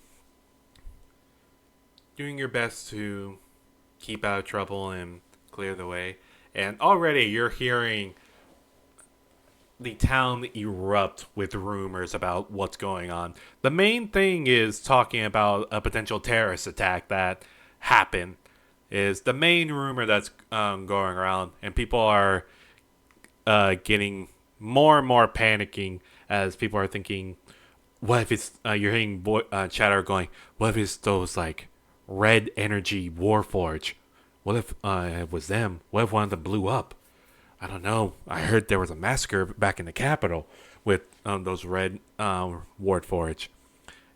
Was it red energy or red light? Was he even red, or was it all warforge? And then you're hearing that just gets more and more panic. And Lucian, you're starting to take notice. Lots of people are becoming more and more wary of you. Like they're kind of just looking over in your direction with suspicion. And as y'all keep on going, and everything keeps on building and building up, you're suddenly turn the corner onto a street, and you're seeing what looks to be young tiefling teenagers, both male. They seem to be beating down on a warforge, a simple small warforge. Doesn't seem to be any advanced motor function. Doesn't appear to be an awaken. It looks to be more docile. But you see it's currently curled up in a fetal position, trying to protect its main components. As you're seeing these tiefling are just beating and kicking on this warforge. Like they're grabbing tools and smashing it on the warforge. And you're seeing some red light coming from the warforge as it's curled up. And you keep hearing it say, please stop. Please stop. Please stop. As the tieflings are keep beating on the warforge. Do y'all do anything? Does the red stuff look like at all similar to the stuff that we saw in the capital? Make me a perception check. Oh boy. No. Tough for you to tell. It looks red, and the closest, the freshest thing in your mind are those red magical energy warforts that y'all fought in the capital. So, Can anyone else make a perception check looking at that? I'll give one of y'all a chance to take a look at it. Muted. Lucian would have already started walking out, but I was muted. Sorry. I was like, can't hear me. Oh, so Lucian, you're making a beeline towards them? Yeah, not like super fast, but like a brisk pace. Okay. Mel, Yeah. Go ahead. He has his hood up, and it's kind of like his hood face down. Really can't really see him as he walks up. See that he's a warforged anyways. Okay. Then, since you're already approaching, go ahead and make me a perception check, Lucian.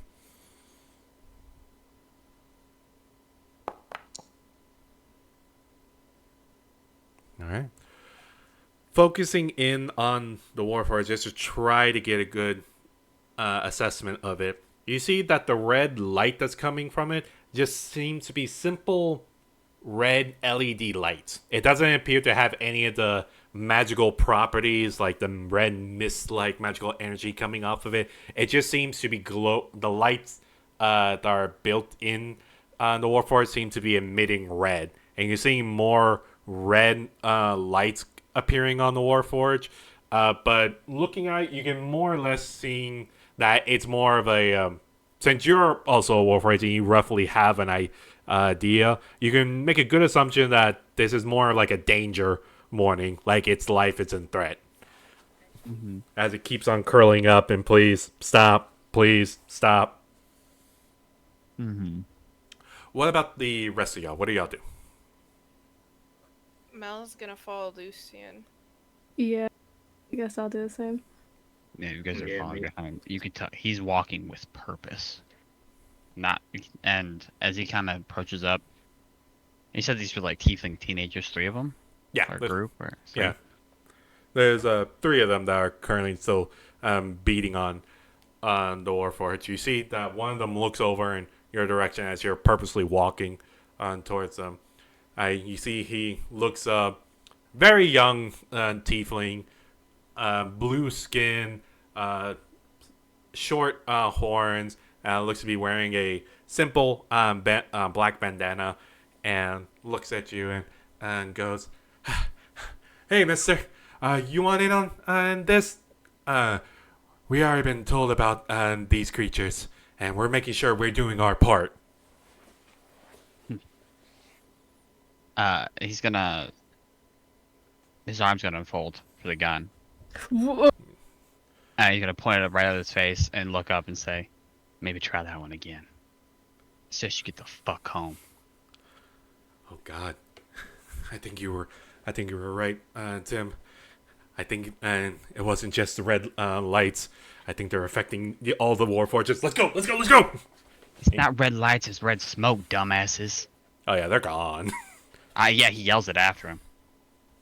And he kind of picks the other one off the ground and says, looks him over, because he's a simple one, right? So it's just like dents and things. Yeah, you just, as you're trying to pick him up, he's still in the fetal position for like a couple of seconds, and as soon as it doesn't detect any hostile like intention, you see it slowly unfolds very mechanically, and like with your assistance, stands to his feet, and you see that he seems to have like a slouch now, as some of his legs aren't fully extending, so he can't stand up straight.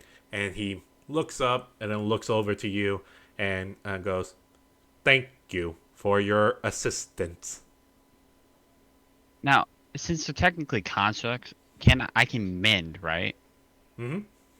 I'll like kind of mend the locomotions parts so he can move, and then send him on his way. Otis will obviously join to assist. And with y'all's combined effort, you begin to mend him up as he begins to straighten up and looks around and looks down and picks up a basket off of the road and begins picking up what looks to be fruits, and hovers over some fruits that were smashed and ignores them and picks them up, looks at the basket and goes, "I have to return to the store to get more fruits." Turns to you, Lucian, and goes, "Thank you for your assistance." Mm-hmm. Turns away and begins marching. Lived through this Is shit he gonna twice. be okay? I don't know. I mean, mentally, there's not much there to be hurt, and I repair what I could, so I hope no one else gives him any trouble.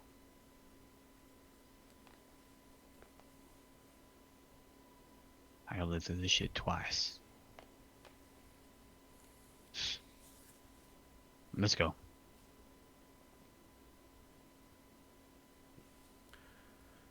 Y'all continue heading towards Romeo's parents' place, and it doesn't take you much longer after that to finally arrive to Romeo's parents' house. And you approach, and Romeo, I don't know if you want to knock or just walk in. Your call. Oh, I'll just walk in. You open the door. Appears seems to be unlocked, and you walk in inside. And as you walk in, you look over and you can hear some whisper yelling coming from the kitchen. Can I hear what they're saying? I'll say for you, make me a perception check. Oh, I'm so good at those.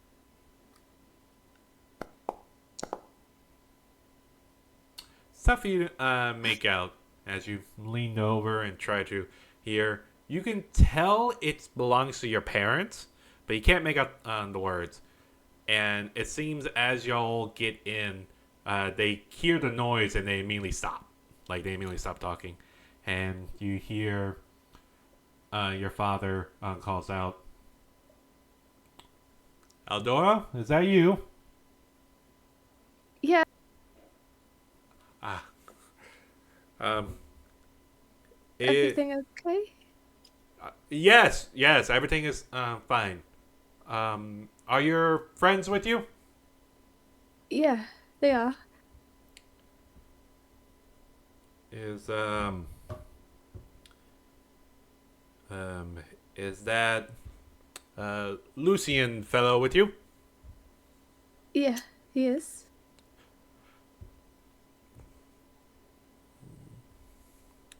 Uh, c- come to the kitchen, please. Okay. I'll go into the kitchen. I'm assuming everybody else joins. Yeah. It didn't seem like they only wanted her. Yeah. Okay.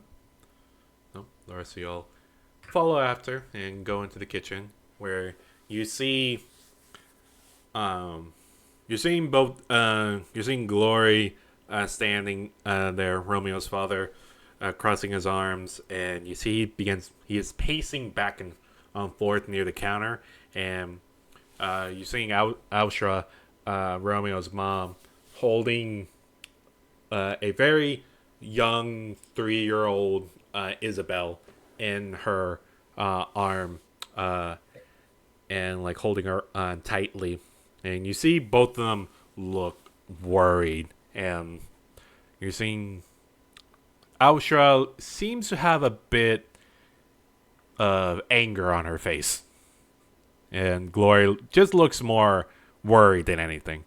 And you see Glory looks over and to y'all and goes, welcome home, Eldor. Uh, glad to see you're safe. Um, you see he looks over to Austra, and who is just glaring at Glory, and then shoots a look over to Lucian, and then looks over at Glory and goes, "Is he the one?" And Glory just, "Dear, we need to approach this calmly. Let's take it slow and just show them what we found." And you see Austra just holding Isabel closer and goes, "Fine." And Romeo, in your entire lifetime, you have rarely seen your mom upset. Like, rarely seen your mom angry. Like, this type of anger is like pure rage. Not like anger or disappointed like when you're younger with childish things. It's more anger. Like, she is furious. And you see she looks over and then sets Isabel down on the counter. And you see Isabel just doesn't seem to have a clue what's going on, just looking around and confused on why her mom looks upset. And then looks over to you, Romeo, and then waves her hand at you.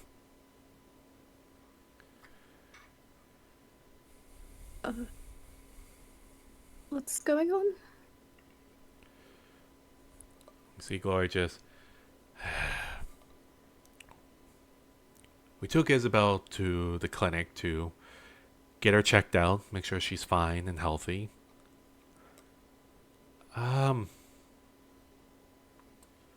Go ahead and show them. And you see Austra just lets out a deep breath, just turns Isabel's back towards y'all and lifts the back of her shirt. And on Isabel's back, you're seeing it seems her skin was carved in onto.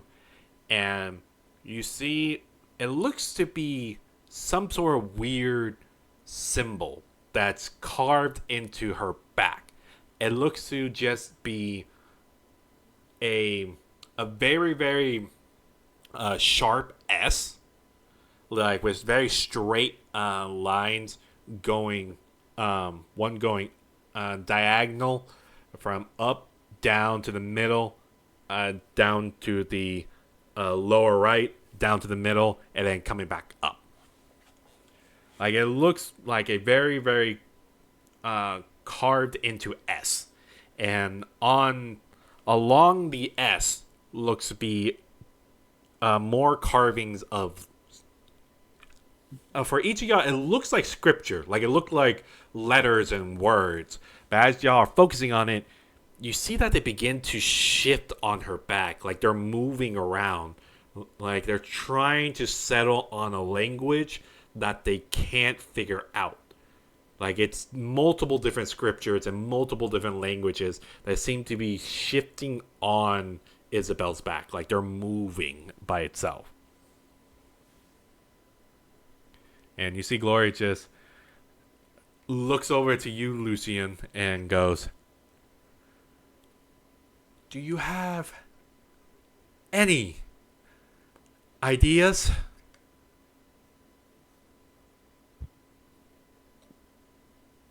Get closer and look at it. Does it? I recognize anything about this?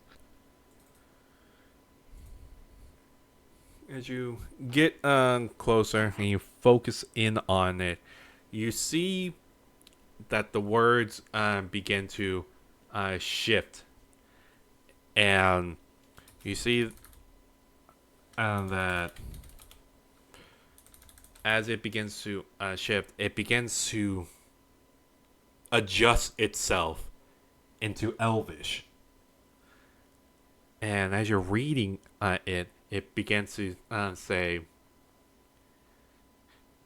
in Elvish goes, "My dearest chosen, I love you so. My dearest chosen, please come find me.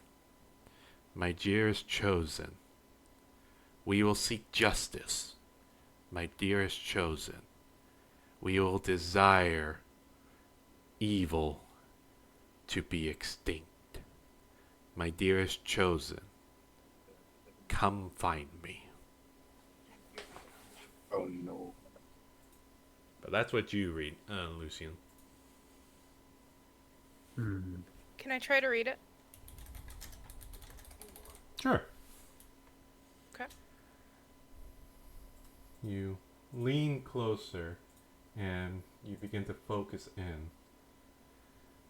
And you see the scriptures, the lettering is still moving around for you. Like it's still shifting. And then it seems to click into place as the letters begin to write itself in abyssal. And goes, "My dearest chosen, how I missed you. My dearest chosen, how I love you. My dearest chosen, how I desire to see you. My dearest chosen, my dearest chosen, my dearest granddaughter, I hope to see you. My dearest granddaughter, I can't wait to see you. My dearest granddaughter, hi."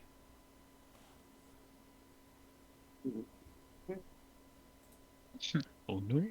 Mella's just gonna start looking real uncomfortable. Can I read it? Sure. I'm so scared. Okay. You lean in and you see it begin to shift around, and it seems to go from common to infernal, but then it shifts again to thieves' camp. And you translate it to be, "My dearest chosen, I hope to see you. My dearest chosen, I can't wait to see you. My dearest chosen, let's make a legacy. My dearest chosen, let's make memories. My dearest chosen, let's make history.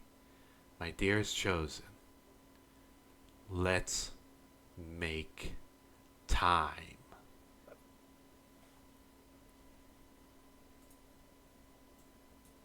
Oh. All right, Mace's turn. Okay. You step forward and lean in and begin to read, and you see the languages are moving around and shifting until it begins to write out in celestial and goes, "My dearest chosen, how strong you are. My dearest chosen, how brave you are. My dearest chosen, how willful you are. My dearest chosen, you deserve recognition. My dearest chosen, you deserve respect. My dearest chosen, you deserve freedom. My dearest chosen, come find me. My dearest chosen, we will make sure they know your name." Mm.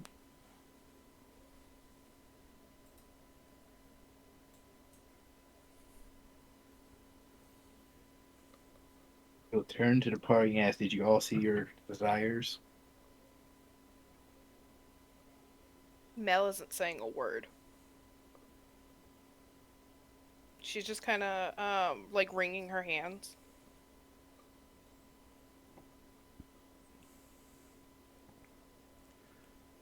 Mm-hmm. I don't understand. The child is the back of the child is a message to the god of desire. Meaning, Oh, how? Why? We saw what happened on the train, but it doesn't explain that age gap. I don't understand what we saw. What happened? the child is your sister is probably oh wow, probably a apostle on accident. They're marked by it. I don't think she's an agent of it or anything, but An unwillful agent because it's a child. Got tricked to join it. I hate to break it to you, but not every child, just because they're a child, is safe. But all right, I'm gonna look to Gloria and Elsha and say, "What do you see?" We just see this weird, I don't even know what it is, just carving in the back of my little girl. I don't Does it know. read anything to you? No. Did it read something to you? To all of us. Yeah. They don't have desire or a strong enough desire of something. Or maybe just they don't know about what They we don't know have a about. desire. No. You really think that these things don't know about that we're coming for them? Come on. The other one said that he was going after and awakening his brothers and sisters, so clearly she's probably in the know. And this is probably Well, a message to she us. knows, but I don't think my parents do. I don't think my parents know about her, and that's why they can't see anything, maybe. What are you talking about? There is a nasty scar on the back of my little girl's back, and no matter how many times the healer passes over, this scar will not heal. Y'all know something. Y'all need to tell me now.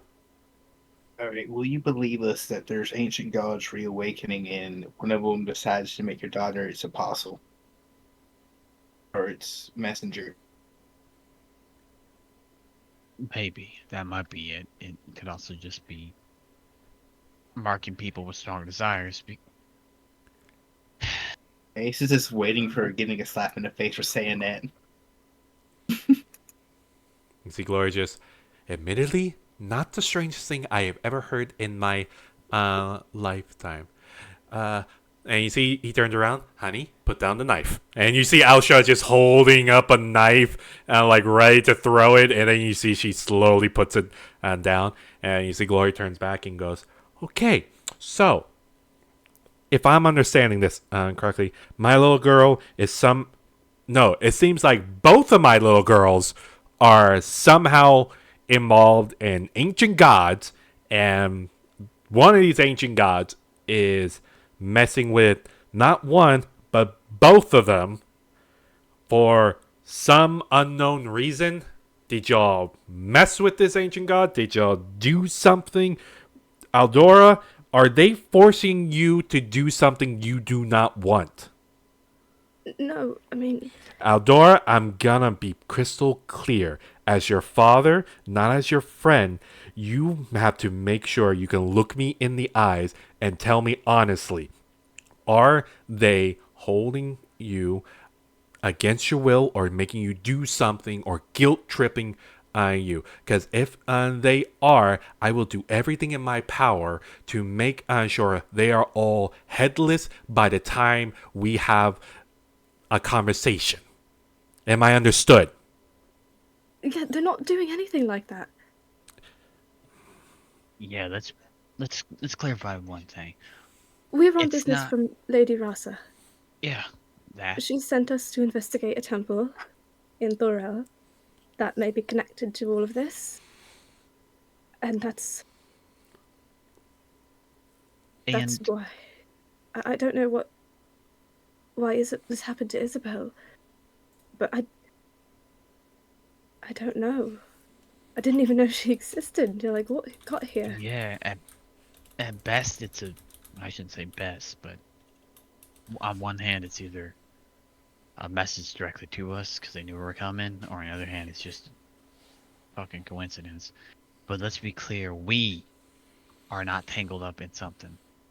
We did not piss them off. I mean, not exactly. This is everybody's problem. If you want a home to raise your little girl in, you need to acknowledge that just like the rest of the world does. And that's what we're working on. It's everybody's fight. If you wanted something worth, or something, anything, come home too.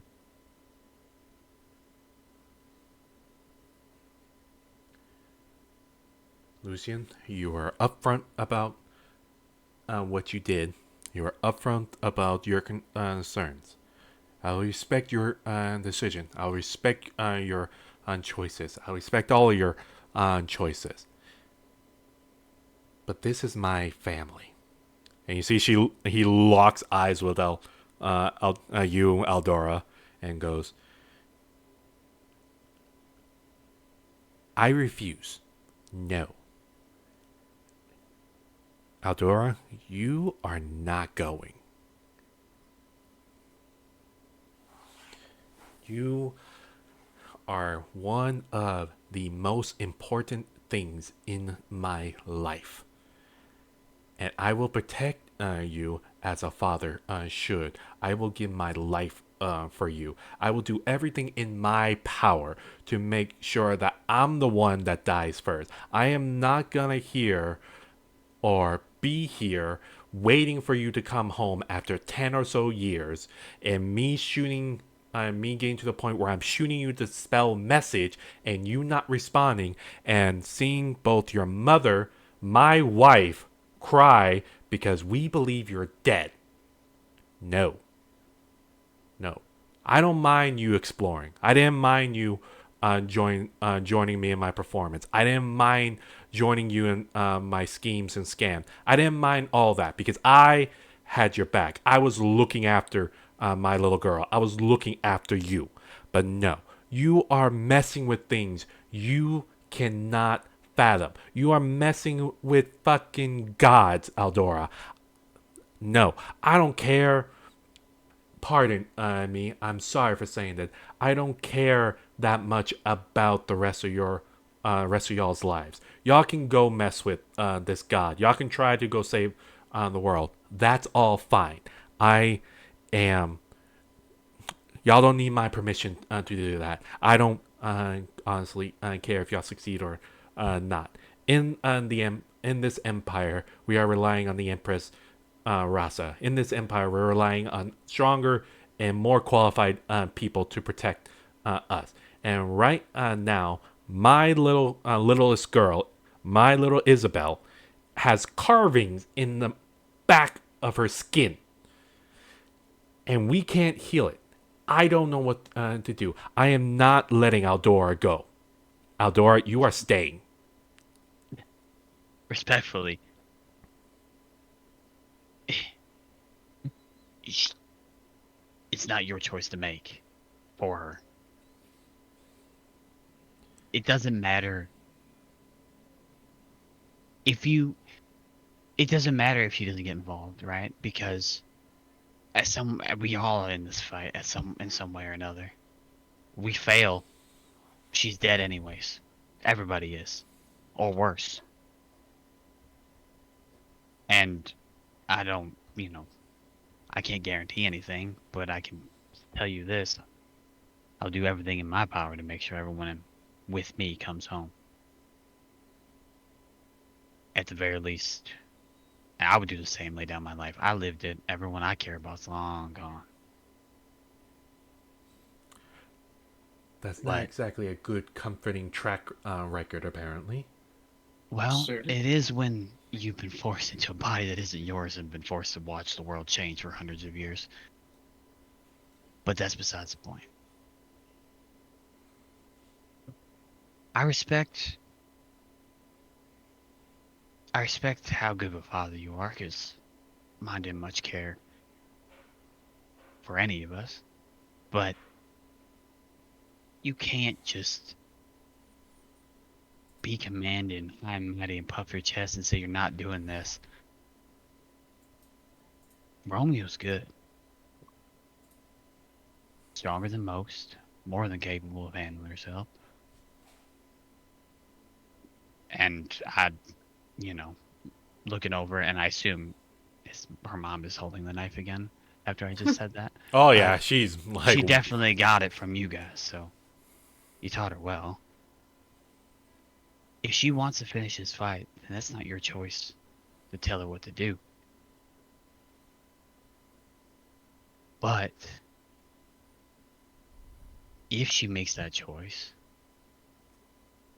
that's hers, and I respect it. But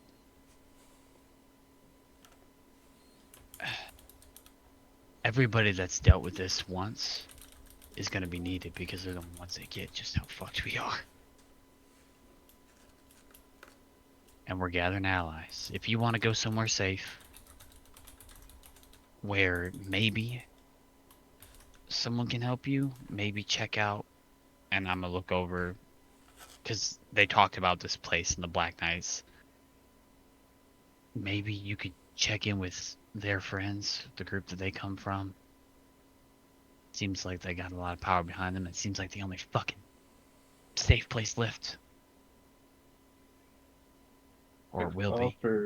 I can give you a letter for give to my father. He will take you in. You just gotta watch out for my mother. Yeah, I don't know about that one, Mace. I think you've been conditioned. Respectfully. Yeah, don't worry. I don't trust her, but my dad's very trustworthy. No matter what you choose, push will come to shove eventually. Just don't be afraid to pick up the blade before your blood is spilt yourself. I'm not saying go to war. I'm not saying walk away from your family and go out there and fight, but I'm saying make sure you know the fight that's coming. People that seem overly caring about their desires, avoid them. People that talk about murder and the Inquisitors and Warforged, avoid them too.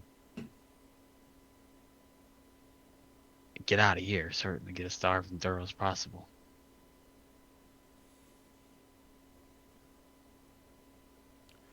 Past that, I can't really tell you what else to do, because the book's being written on this one. We're writing the manual of how to do this. There isn't one already, so world's in trouble, man.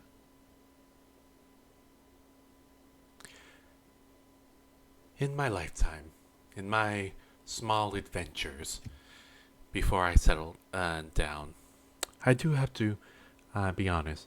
I am never, I wouldn't say never, actually, let me correct that. You remind me of my ringleader back in the day, who goes on and on about the interests of the other people, who goes on and on about how this should affect me and how this should affect my kin. You go on and on about that the fight will come. Go on and on that if y'all don't stop it, or if she doesn't go with, then that's gonna be the tipping point. I've said this before. I don't care if y'all go and y'all fight the good fight and go try to save the world. I don't care about that. I care for the safety of my little girl. I care for the safety of both of them, of my family. I am a man. I am a father. I am a damn good father who tried to make sure to provide for my daughters. And be I'll be condemned back to hell if I'm going to allow my daughter on this seemingly suicidal run just so the world can be saved. Just so she can die in some temple while her family here doesn't know this. While her family here doesn't know that she's dead. What if you all get wiped? What if you all perish in this temple? How are we supposed to know? How long do you want me to wait? How long do you want Isabel or my wife to wait for our daughter? How long do you want us to wait for the chance, the small chance, for my little girl to walk back through those doors? I accepted that she went traveling. I accepted she went to the Empire of all places, to across the sea, to go explore, to have her freedom. I accepted that because I knew what she was walking into. I knew of the racism over there and the prejudice. I knew about that, and I trusted her to take care of herself. Not to cut you off, Sam. Like in this moment, Lucian's just gonna like kind of rub his hands on his head, and he's gonna walk up and he's grab him by the shirt, and he's gonna look at him and be like, "For fuck's sake, if we fail, there won't be any waiting. You'll be fucking gone. Do you not get that? And you see, It doesn't matter if she's dead. We all will be." Mace will put a hand on Lucian's shoulders to tell him to back off a bit. God. and how sure are you about that? Just some ancient god waking up? How you don't even know what there is with this god?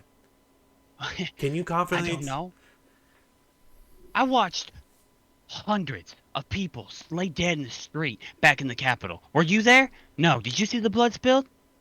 No. Did you see Warforged that were just perfectly fine 1 second, the next spouting out red smoke and cutting down people, touting off about enjoying murder, exploding? Did you watch a child get his head blown off by the Inquisitors of the nation, the ones that are supposed to be the high and mighty, the biggest example of law in the land? No, you didn't. Nothing. I have fought ghosts, I have fought demons, I have fought every single thing that goes bump in the night that you could probably think of, and I've never been more scared in my life. And not for me. I could give a fuck about me. I care about the world that I sought out to protect, that I said I was going to protect the innocence of. And yet, every one of them, they don't want to believe it. They want to turn a blind eye until it comes knocking on their doorstep. And I hate to break it to you, you're denying it, it's on your doorstep. And he'll point at Isabel's scarring on the back. You tell me a healer can't heal that off, and you want to doubt what's going on? Any cleric, any sort of curse from a baseline thing could be removed by a cleric in a matter of minutes. Especially one of any prominence at a temple. And yet you deny it again. Come on, wake up. I get it. You want to protect your family, and I understand that more than anything. Mine's long gone, and I couldn't do anything about it. But here we are. Wake up, man. It's not... She's more than capable. I would sooner think that I'd fall before she would. But yet, you doubt her. Have some faith. You taught her well enough. We all die if we fail anyways. So enable us to succeed. Back us up. Have some faith. Pray to whatever you believe in. Maybe with him, little extra help. Whatever. And now before you get all pissy at me, I apologize for yelling in front of your younger child. I'm sorry. But it's... I'm afraid.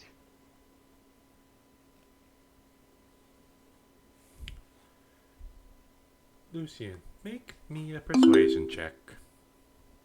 Alright. Let's see. 10's my number today, I guess. You see Glory just looking at you, Lucian, and just goes,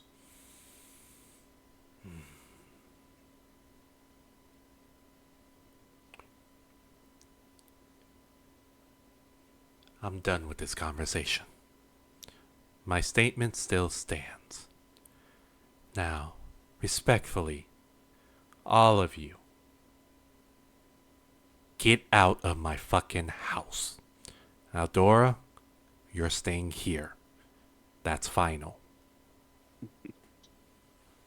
Sir, Well, before I go, Enjoy your house Well- while it still stands. I hear Lucian's gonna walk out. Rick, sir, I little know what's going on either. What I've seen from your daughter, she's more than capable to handle her own without your protection, sir. It's better to let her go than let her resent you for doing this.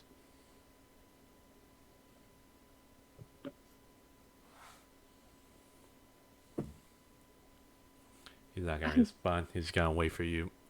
Just still staring at you, and points to the door. I'm gonna turn to Mace, and I'm gonna say, I'm sorry, but I haven't seen them in years, and I can't bear the thought of something happening to them while I'm away. I have to stay here. I'm lying. By the way. Here's the thing. None of us knows that. Like, Yeah. I'm trying to convince my dad that I'm lying. Make a perception check. Right, convince him that I'm telling the truth. Anyway. Ooh. Nope. I got good deception. Oh wow, better deception than your, or better insight than your dad for this one. I do actually have one question. What's up? Did because I should have asked this way a while back, but I didn't have a point because a lot of stuff happened. Because I was wearing a glove too. Would the explosion destroy the glove finger, or would the ring fall on the glove finger? No, it was sword the glove as well. Yeah, that's what I was wondering. Because I was just wondering, is my glove gone, or is just the fingers gone? The glove. Maybe the finger. Yeah. Okay. Romeo, as you tell Mace this, you kind of glance over to your father, and you see Glory just nods his head and goes, "Thank you, Aldora." Nod. It was nice knowing you. Goodbye.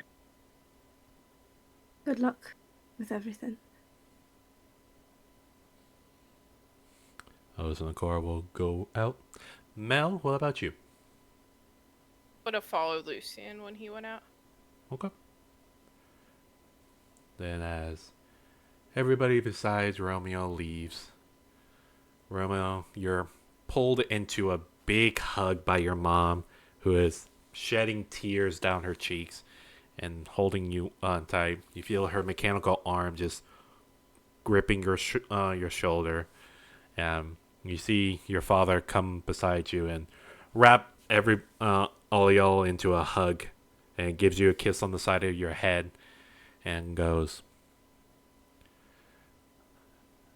I'm sorry, Aldora. I'm sure that was difficult, but this is the right move.